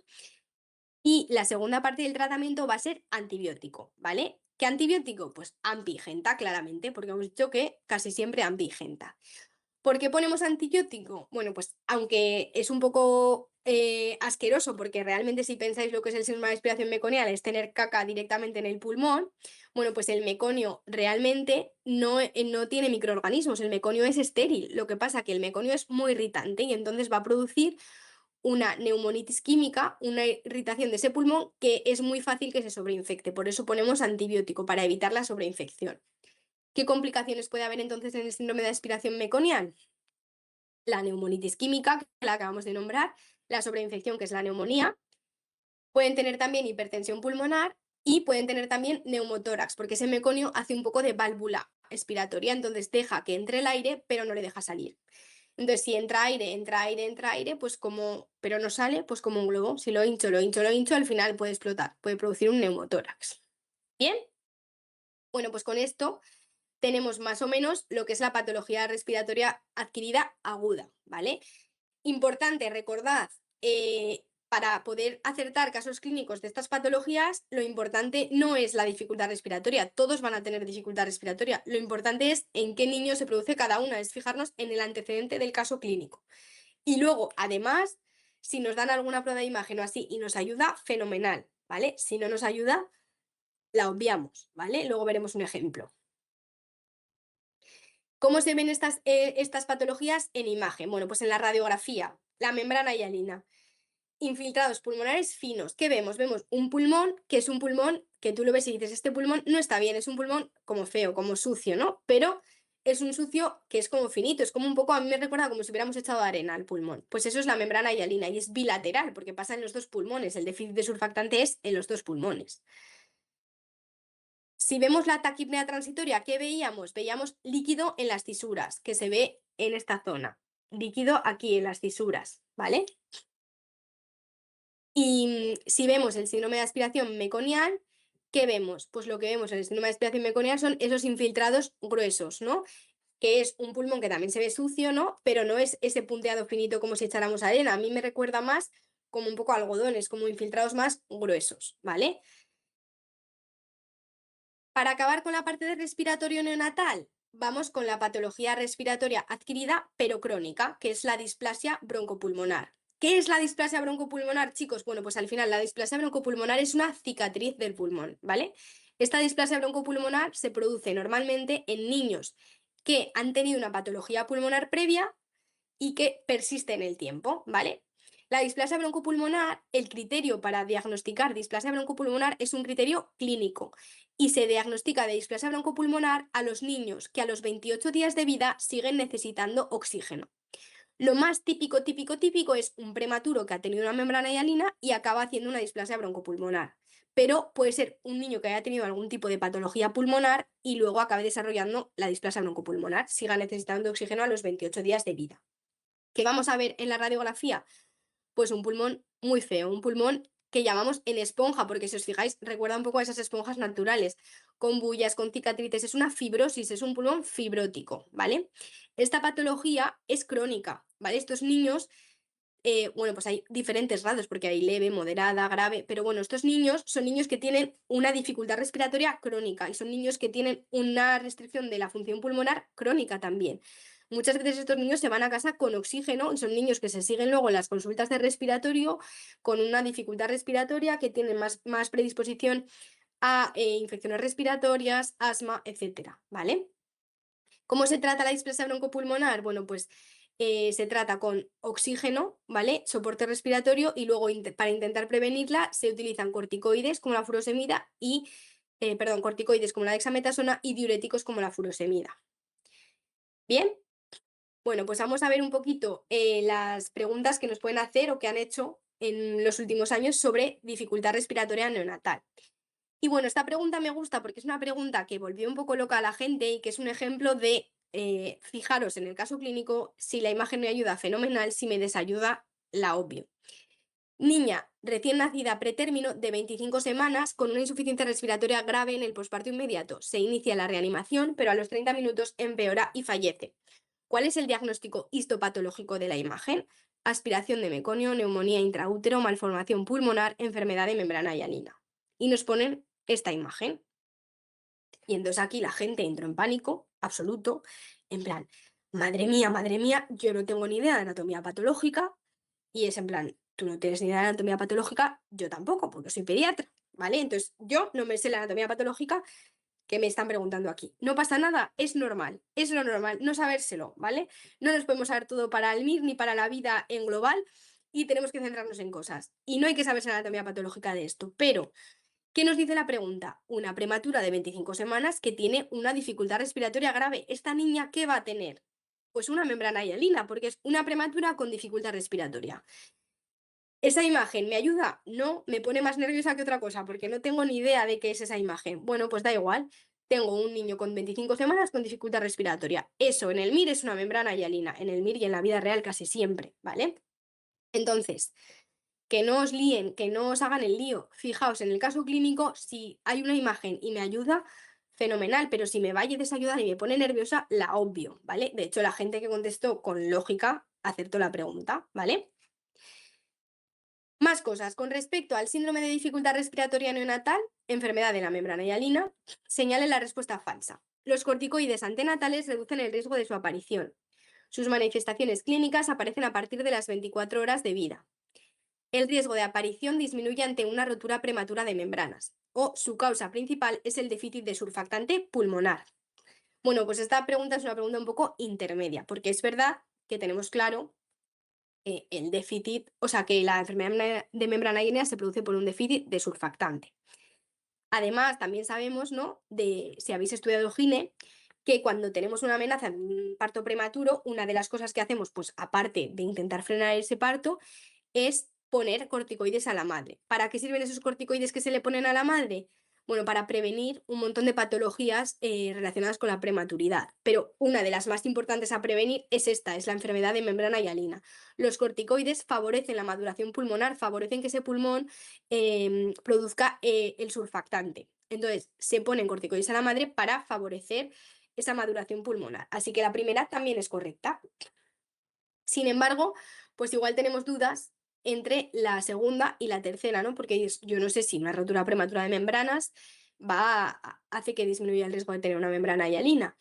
Bueno, pues sí que tenemos que saber que la membrana hialina, como hemos dicho antes, o sea, en las patologías que hemos presentado antes, los signos de dificultad respiratoria van a aparecer al nacimiento en las primeras horas de vida, no van a aparecer ya pasadas 24 horas como nos dicen aquí. Esta es la respuesta falsa. Y sí que es verdad que la rotura prematura de membranas es una situación que produce estrés en la madre y eso favorece, pues al final, pues un pico de cortisol, etcétera, y favorece un poco la maduración pulmonar. Hombre, no claramente, pero sí que hay una relación entre esa situación estresante y la disminución un poco de la enfermedad de membrana hialina. Bien. Más cosas que han preguntado. En la hernia diafragmática congénita con defecto posterolateral, ¿qué alteración tiene mayor importancia fisiopatológica y clínica? La herniación del hígado en el tórax, la malrotación intestinal asociada, el saco hernario peritoneal intratorácico, la hipoplasia pulmonar y la hipertensión pulmonar. Bueno, esta es una pregunta fácil, ¿no? ¿Qué nos están hablando? La hernia diafragmática con defecto posterolateral. ¿Cuál es esa? La de Bogdalek, ¿no? Que era posterior.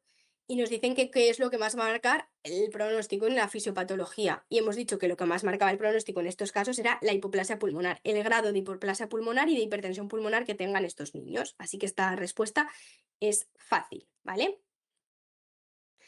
Y bueno, chicos, pues con esto vamos a cerrar un poco el bloque de neonatal, ¿no? Hemos visto la RCP neonatal, hemos visto el test de Apgar, hemos visto cómo hacer un diagnóstico diferencial del distrés respiratorio neonatal. Y ahora vamos con la parte de pediatría, ¿no? Que hemos dicho que de la parte de pediatría vamos a dar unas pinceladas de un tema que a priori nos gusta mucho, pero que es verdad que suelen preguntar bastante tanto en el MIR como en exámenes, etcétera, porque es un tema muy importante para pediatría, que son las vacunas, ¿vale? Entonces, que nadie tenga miedo a las vacunas. Mira, este niño que no tiene ni miedo, que le están pinchando ahí, pues vosotros tampoco tengáis miedo a las vacunas. Vamos a intentar dar unos tips y unos consejillos para intentar que nos sea más fácil memorizar las cosas de vacunas. Y luego vamos a hacer algunas preguntas para ver ejemplos de cómo nos pueden preguntar esto. Bueno, lo primero de lo que tenemos que hablar en el tema de vacunas es qué es una vacuna, ¿no? Entonces, una vacuna es una inmunización activa, ¿vale? Las vacunas consisten en dar a nuestro cuerpo un microorganismo, un trocito de microorganismo, una toxina, de manera que se ponga en marcha nuestro sistema inmunológico y genere una memoria inmunológica para que la siguiente vez que yo entre en contacto con este patógeno, mi cuerpo diga, bueno, quieto ahí, que yo tengo una respuesta preparada y no se produzca la infección o se produzca de forma muy leve, ¿vale? Estos son las vacunas, que son las inmunizaciones activas.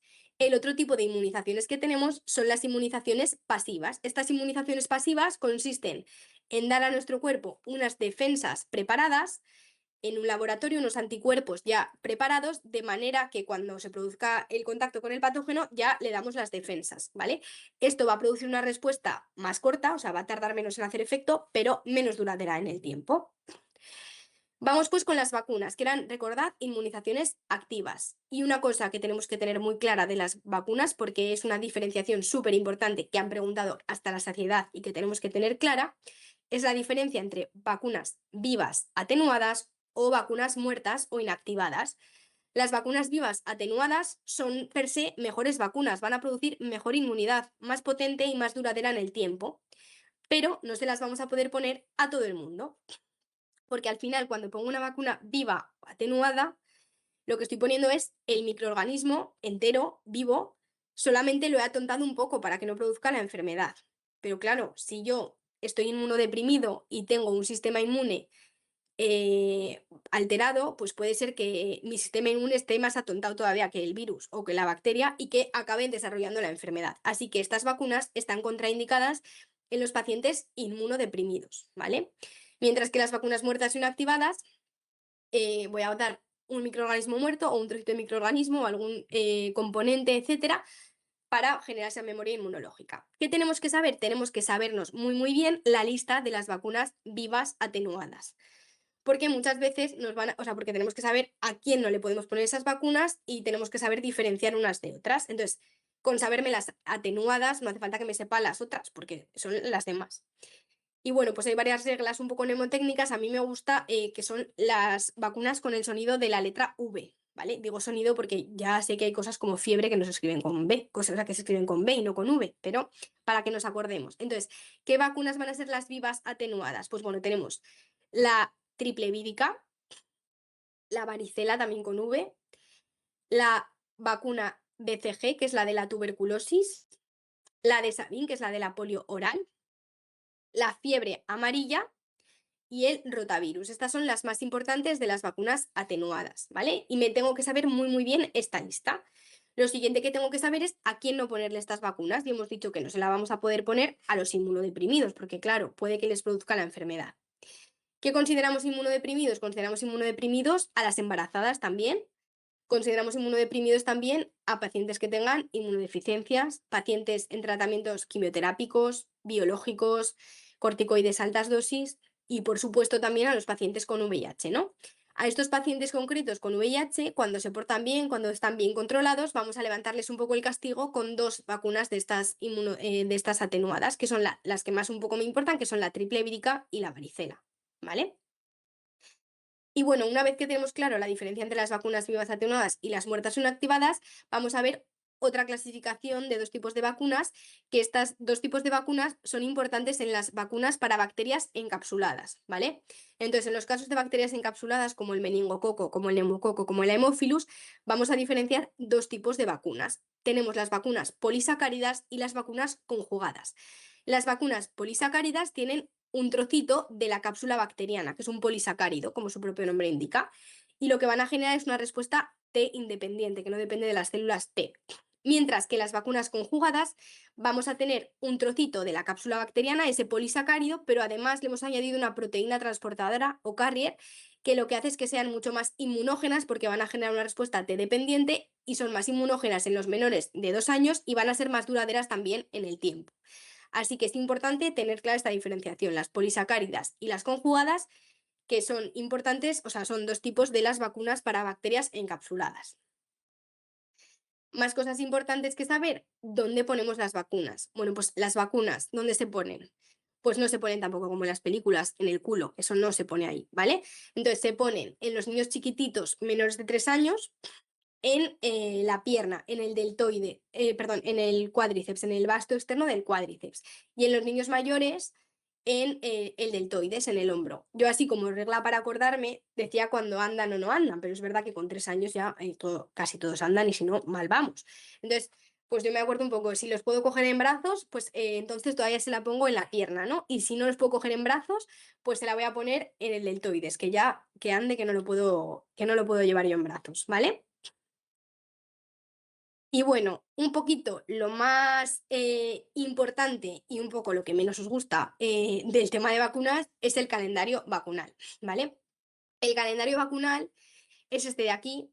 Hemos intentado ponerle máximo número de colores posible para que os gustara un poquito más, pero creo que no va a funcionar del todo. Entonces, bueno, del calendario vacunal, ¿qué tenemos que saber?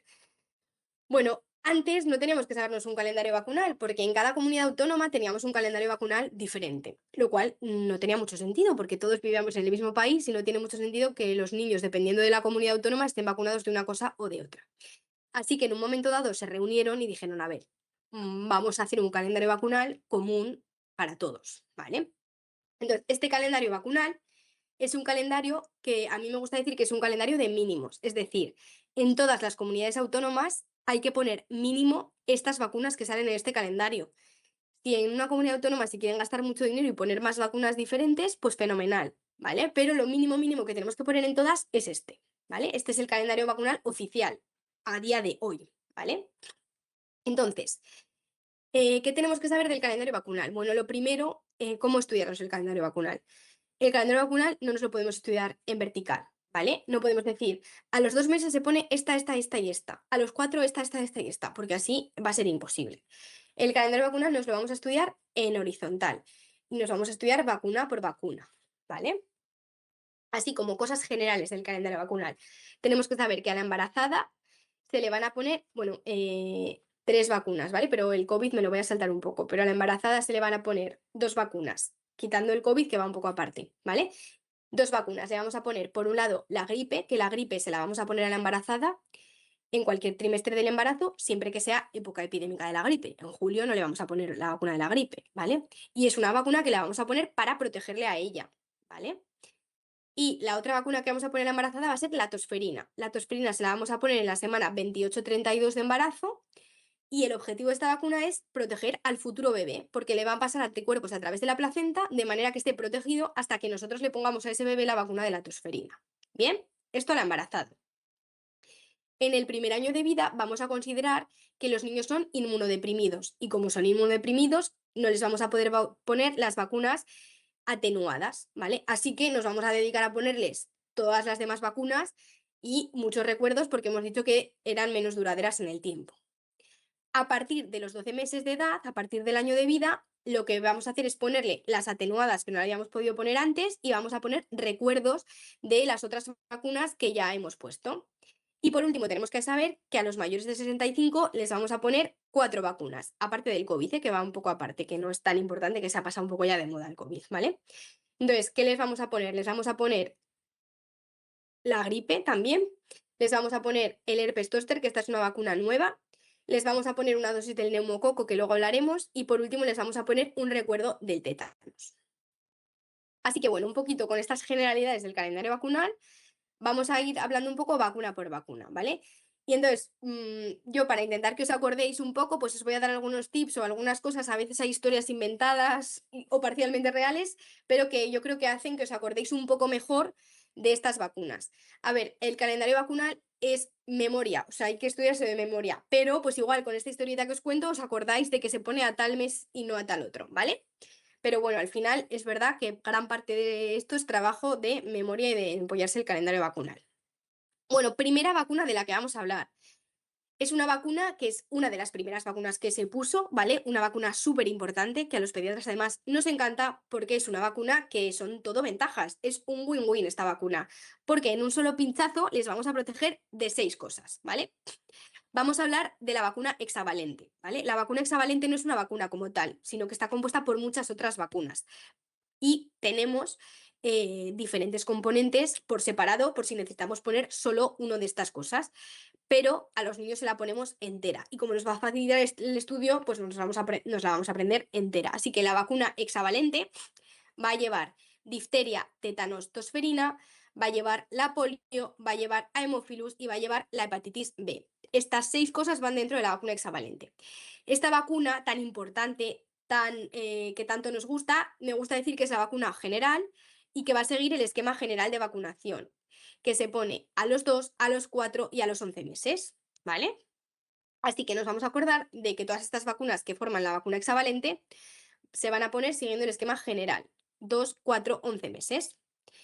Siguiente vacuna de la que hay que hablar, la vacuna contra la enfermedad, contra el microorganismo que más mata en pediatría, ¿vale? Este microorganismo que más mata en pediatría es el neumococo.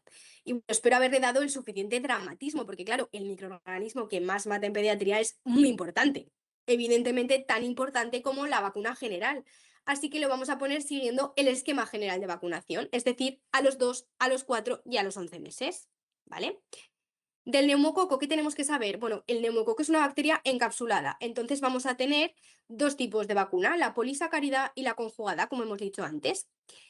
¿Qué vacuna le vamos a poner a los niños chiquititos? Pues le vamos a poner la vacuna conjugada porque es más inmunógena en los menores de 2 años.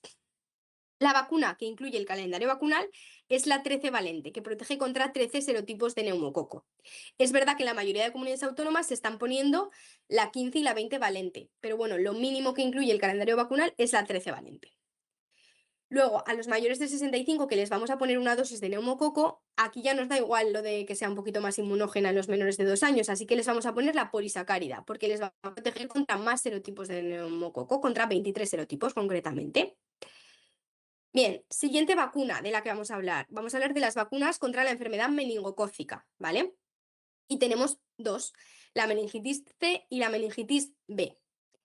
La meningitis que inicialmente era más prevalente en España era la meningitis C. Así que esta es la primera vacuna contra la que hicimos, o sea, el primer patógeno contra el que hicimos vacuna de la meningitis, la C. Al principio se ponía siguiendo una pauta bastante parecida al esquema general y al principio se ponía a los 2, a los 4 y a los 12 meses, en vez de a los 11, a los 12, para no pincharles tanto. Pero hubo un problema, que es que de repente se empezaron a detectar casos de meningitis en niños adolescentes que vivían en residencias de estudiantes, en colegios mayores, etcétera. Como no nos molaba mucho que los adolescentes tuvieran meningitis, decidimos cambiar la pauta de vacunación y esa dosis de los 2 meses se pasó a los 12 años. Entonces, el meningococo C se pone a los 4 meses, a los 12 meses y a los 12 años. ¿Vale? Además, tenemos que saber que esta última dosis, la de los 12 años, la hemos cambiado recientemente. Porque como ahora los niños ya no se van de viaje de estudios a Canarias o a Baleares, que ahora nos vamos de viaje de estudios a Vietnam, a Camboya, a Tailandia, pues en estos países tenemos serotipos de meningitis que no tenemos en España. Y como nos gusta fardar de que tenemos un calendario vacunal muy completo y nos gusta que nuestros niños no se cojan meningitis cuando van al sudeste asiático, pues hemos sustituido esa dosis de los 12 años y en vez de ponerse solo la meningitis se pone la meningitis A, C, W e Y para poder irte a Tailandia y no pillarte una meningitis que es bastante complicado, ¿vale?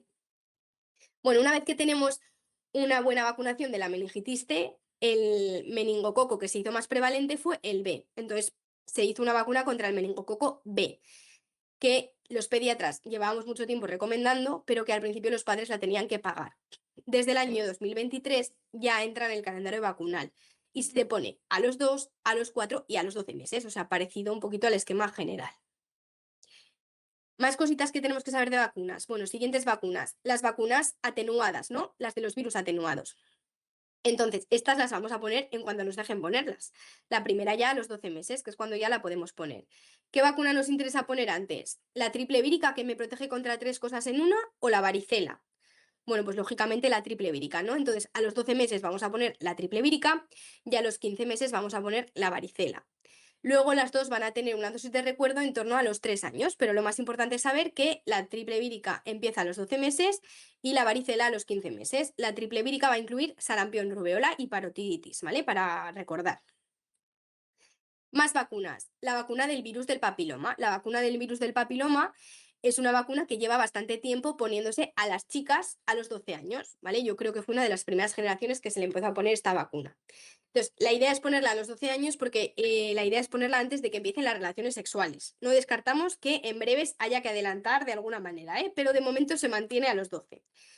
Y bueno, pues se ponía a las chicas de 12 años, pero los pediatras llevábamos mucho tiempo diciendo, oye, es que los chicos también pueden tener virus del papiloma. Y finalmente, desde el año 2023, también se incluye en el calendario vacunal para los chicos. Es decir, que ahora se pone a chicas y chicos a los 12 años.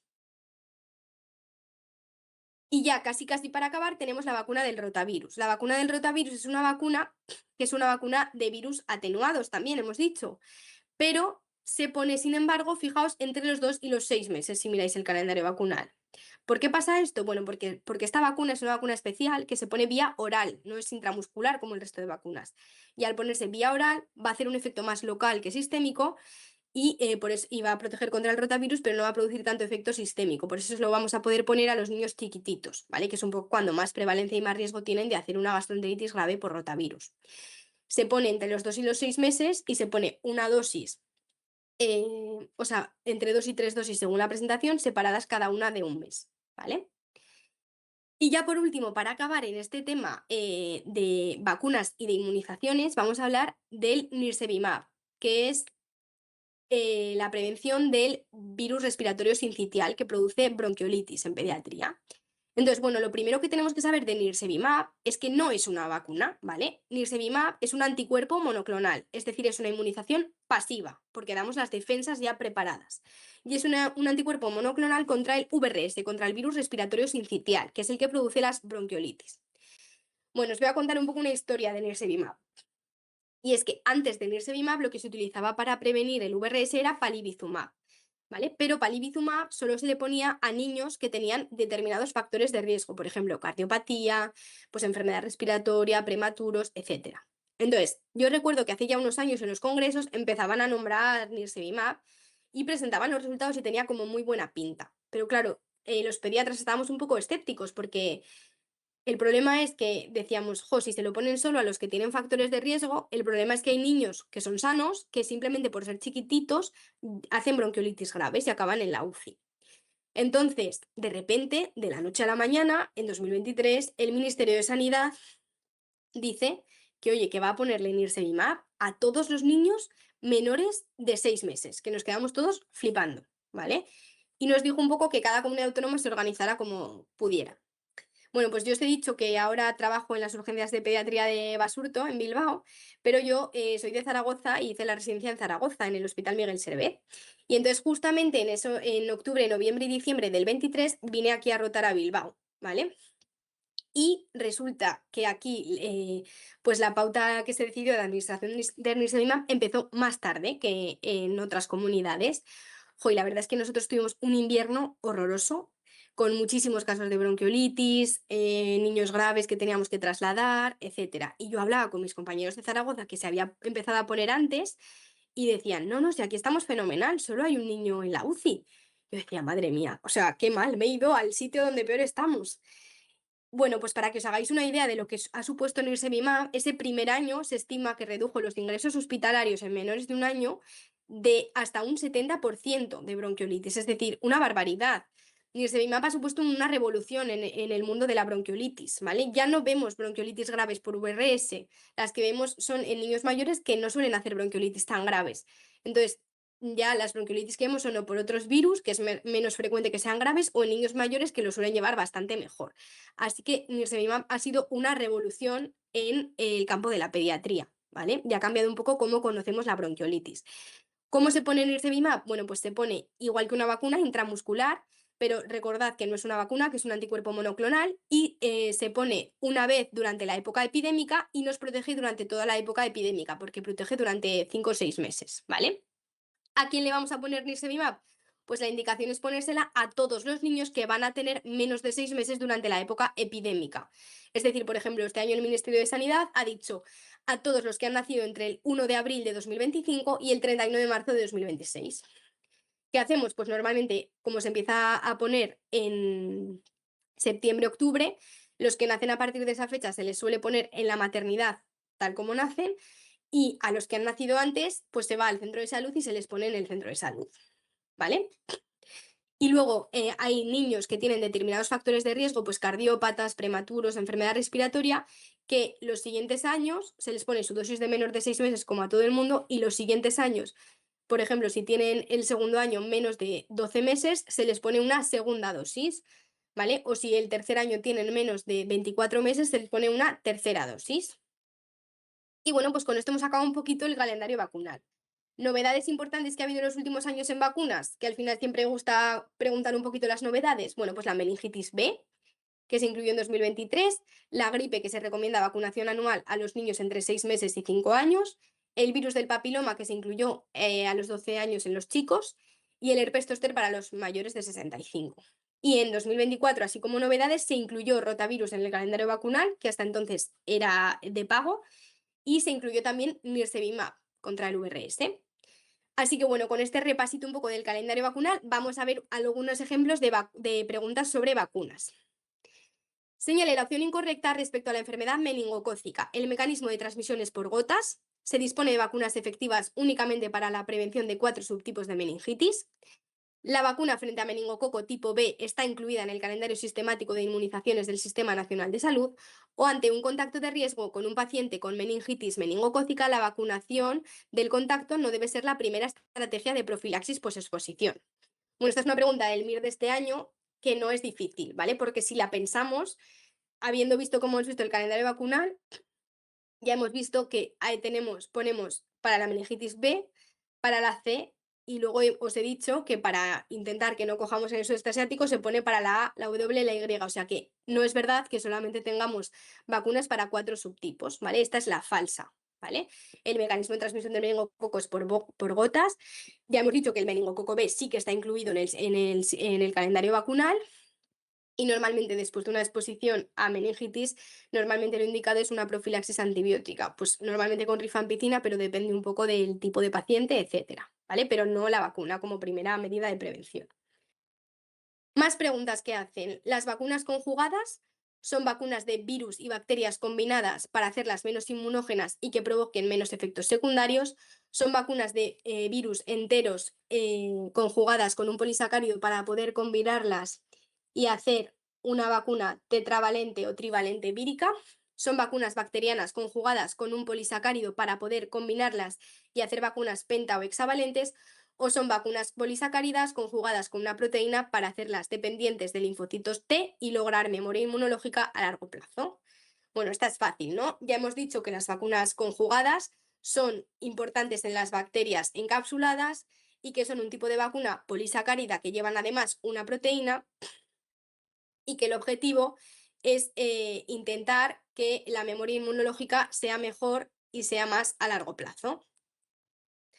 A ver qué cosas del directo justo ahora ha dejado de funcionar para pasar las diapositivas.